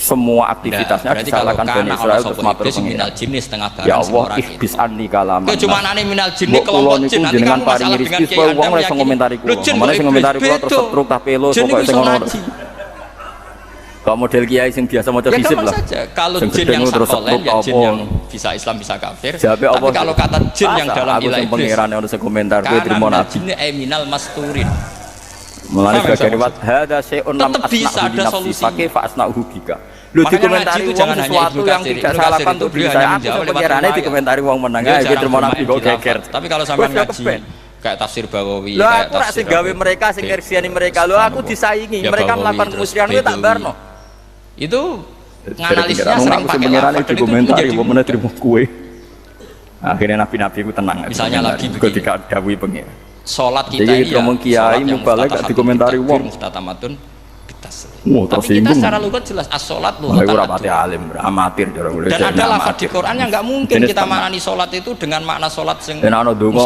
ana wong donga kowe dongakno enak ra mati kiai dongane ra mati malah keren manusa ora pangeran dadi ngobos ya apik wae sholli alaihim inna sholata gua bolak-balik suwani calon bupati Gus dongakno dadi bupati tak jawab ke kamu sholli alaihim kamu harus mensolati mereka nak mandi giling-gilingan nak pangeran ora wajib mandekno pasti maknane sholli ai utuh ngene iki ora ya wis terus inna sholataka sakanun tenanan ora ono pengaruhe pangeran sak ora mandi ra mandi anak-anak paham sih kula Mas Foto-foto donga mandi tenanan ya ben mati Husnul Khotimah kowe mau urusan donya lho ya sama seperti misalnya katanya bumi menurut Quran itu diciptakan dalam masa 6 hari padahal menurut teori bumi sekian juta tahun lu yaumin itu maknanya tidak harus 24 jam iku tetap luwe kulahinin bisa disebut kulah yaumin ulama buktinya ayat ketemu paus itu sambung samawati wal ard wong Nasrani ketemu Islam itu sambung karena figurnya sama figur yang disebut tokoh idolanya sama ada Musa ada Isa ada Ibrahim mereka nyebut paling beda David Musa John Yahya dari John Bowono lah makanya di terjemahan UII tapi nama yang disebut sama sama-sama jadi master jadi idola coba kalau kamu nyebut nama-nama itu di orang komunis Musa itu sopo 24 jam kali Ibrahim itu sopo itu masih bisa meskipun mungkin seperti itu tapi yang mungkin tidak sambung tapi kita masih bisa bermain sama-sama populer netralisir yaum nerangno iku Abdullah wa Rasuluh kono nganggep Isa iku Trinitas saklisu napa tapi kan sambung jenenge Isa itu sama-sama orang yang harus dihormati tapi kowe ketemu Cina wong komunis kayak di ayat lagi Isa limanil mulkul yaum dia tuh orang Allah mana? tanya itu ketika di akhirat apa di dunia? Tokoh apa? Pernah presiden apa di enggak? Akhirat. Nanti mbok bakas. Ketika nanti di akhirat Allah tanya orang besar iku kedua sopo al mulku te kerajaan al yauma limanil mulkul yaum iku sirine kena apa ulama sa Indonesia ketika Bung Karno fa inna fil akhirah laisa hunaka yaumun wala hunaka sa'a wala hunaka sing anti undang-undang ambek komunis padahal mereka di akhirat ada partai Kristen misalnya mbek partai istilahnya Allah ya limanil mulkul kan anak kiai putune kiai dadi roh saya punya sanad betul dialeknya Kiai Maskur dialeknya jadi lagi-lagi syaratnya hafal ya dialeknya buyut-buyut saya karena jadi artinya lafadz yaum ada harapan dengan komunis kita itu karena nggak mengakui kitab nopo suci ya saya kira demikian goblok bar mungkin asal non muslim digasak ini Jumatan saya serupat saya zaman muslim tanya itu ya saya anut sing khusuk ya bintu kadang untuk wangsit barang kok nggak apa-apa kalau masih ada yang tanya tapi saya pikir rasional malah apa-apa yang saya utarakan saya kira cukup ya seperti alim memang syaratnya tapi kira usah gelong pangerane digelak paham ya pangerane napa ya kalau ndak ya itu tadi Nabi Muhammad repot tidak semua terus tinggal kita yang hidup itu nah ini enak anggar wong ngaku nabi ya pilihannya hanya itu ya ora paham tapi kalau ingin kompetisi masih gampang lah menurut kula ora dijak debat diperiksa wae teng psikiater cara Imam Bukhari utawa takon tangga niku diutang piro gegere ngono lewat ngaji kilatan to ngaji ngono di tangga kula ki nate diparani tiyang Gus teng daerah mriki kira-kira 7 kilo dari daerah saya wonten aliran sesat darani ngeten kan pernah mendengar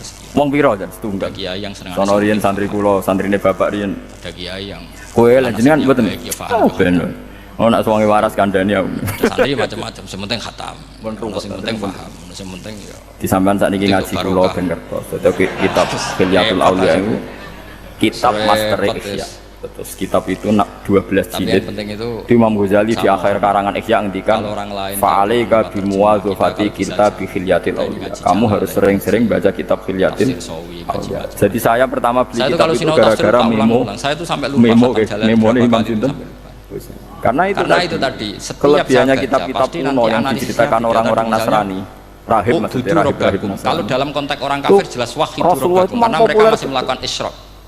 Tapi kalau orang Islam dibilang ini cerita-cerita yang nyata. Jangan sampai ngerti Nabi Muhammad itu sekedar leadernya, kepemimpinannya enggak memang konsisten. Sudah ditulis. Enggak konsistennya karena beliau orang alim. Khadijah itu anggap baik umur 40 tahun. Nabi Muhammad umur 20 tahun. Memang saat itu konteksnya masyhur, semua tarikh bilang. Tapi dalam konteks Islam tentu wa ma arsalna Khadijah itu punya paman namanya Waraqah bin Nawfal itu penginjil. Wa kana tanasara fi jahiliyah. Dia itu orang Nasrani yang pengagum kitab suci. Tapi kalau ingat umumul Quran nas ya itu bareng ada gosip Muhammad itu mengalami seperti itu.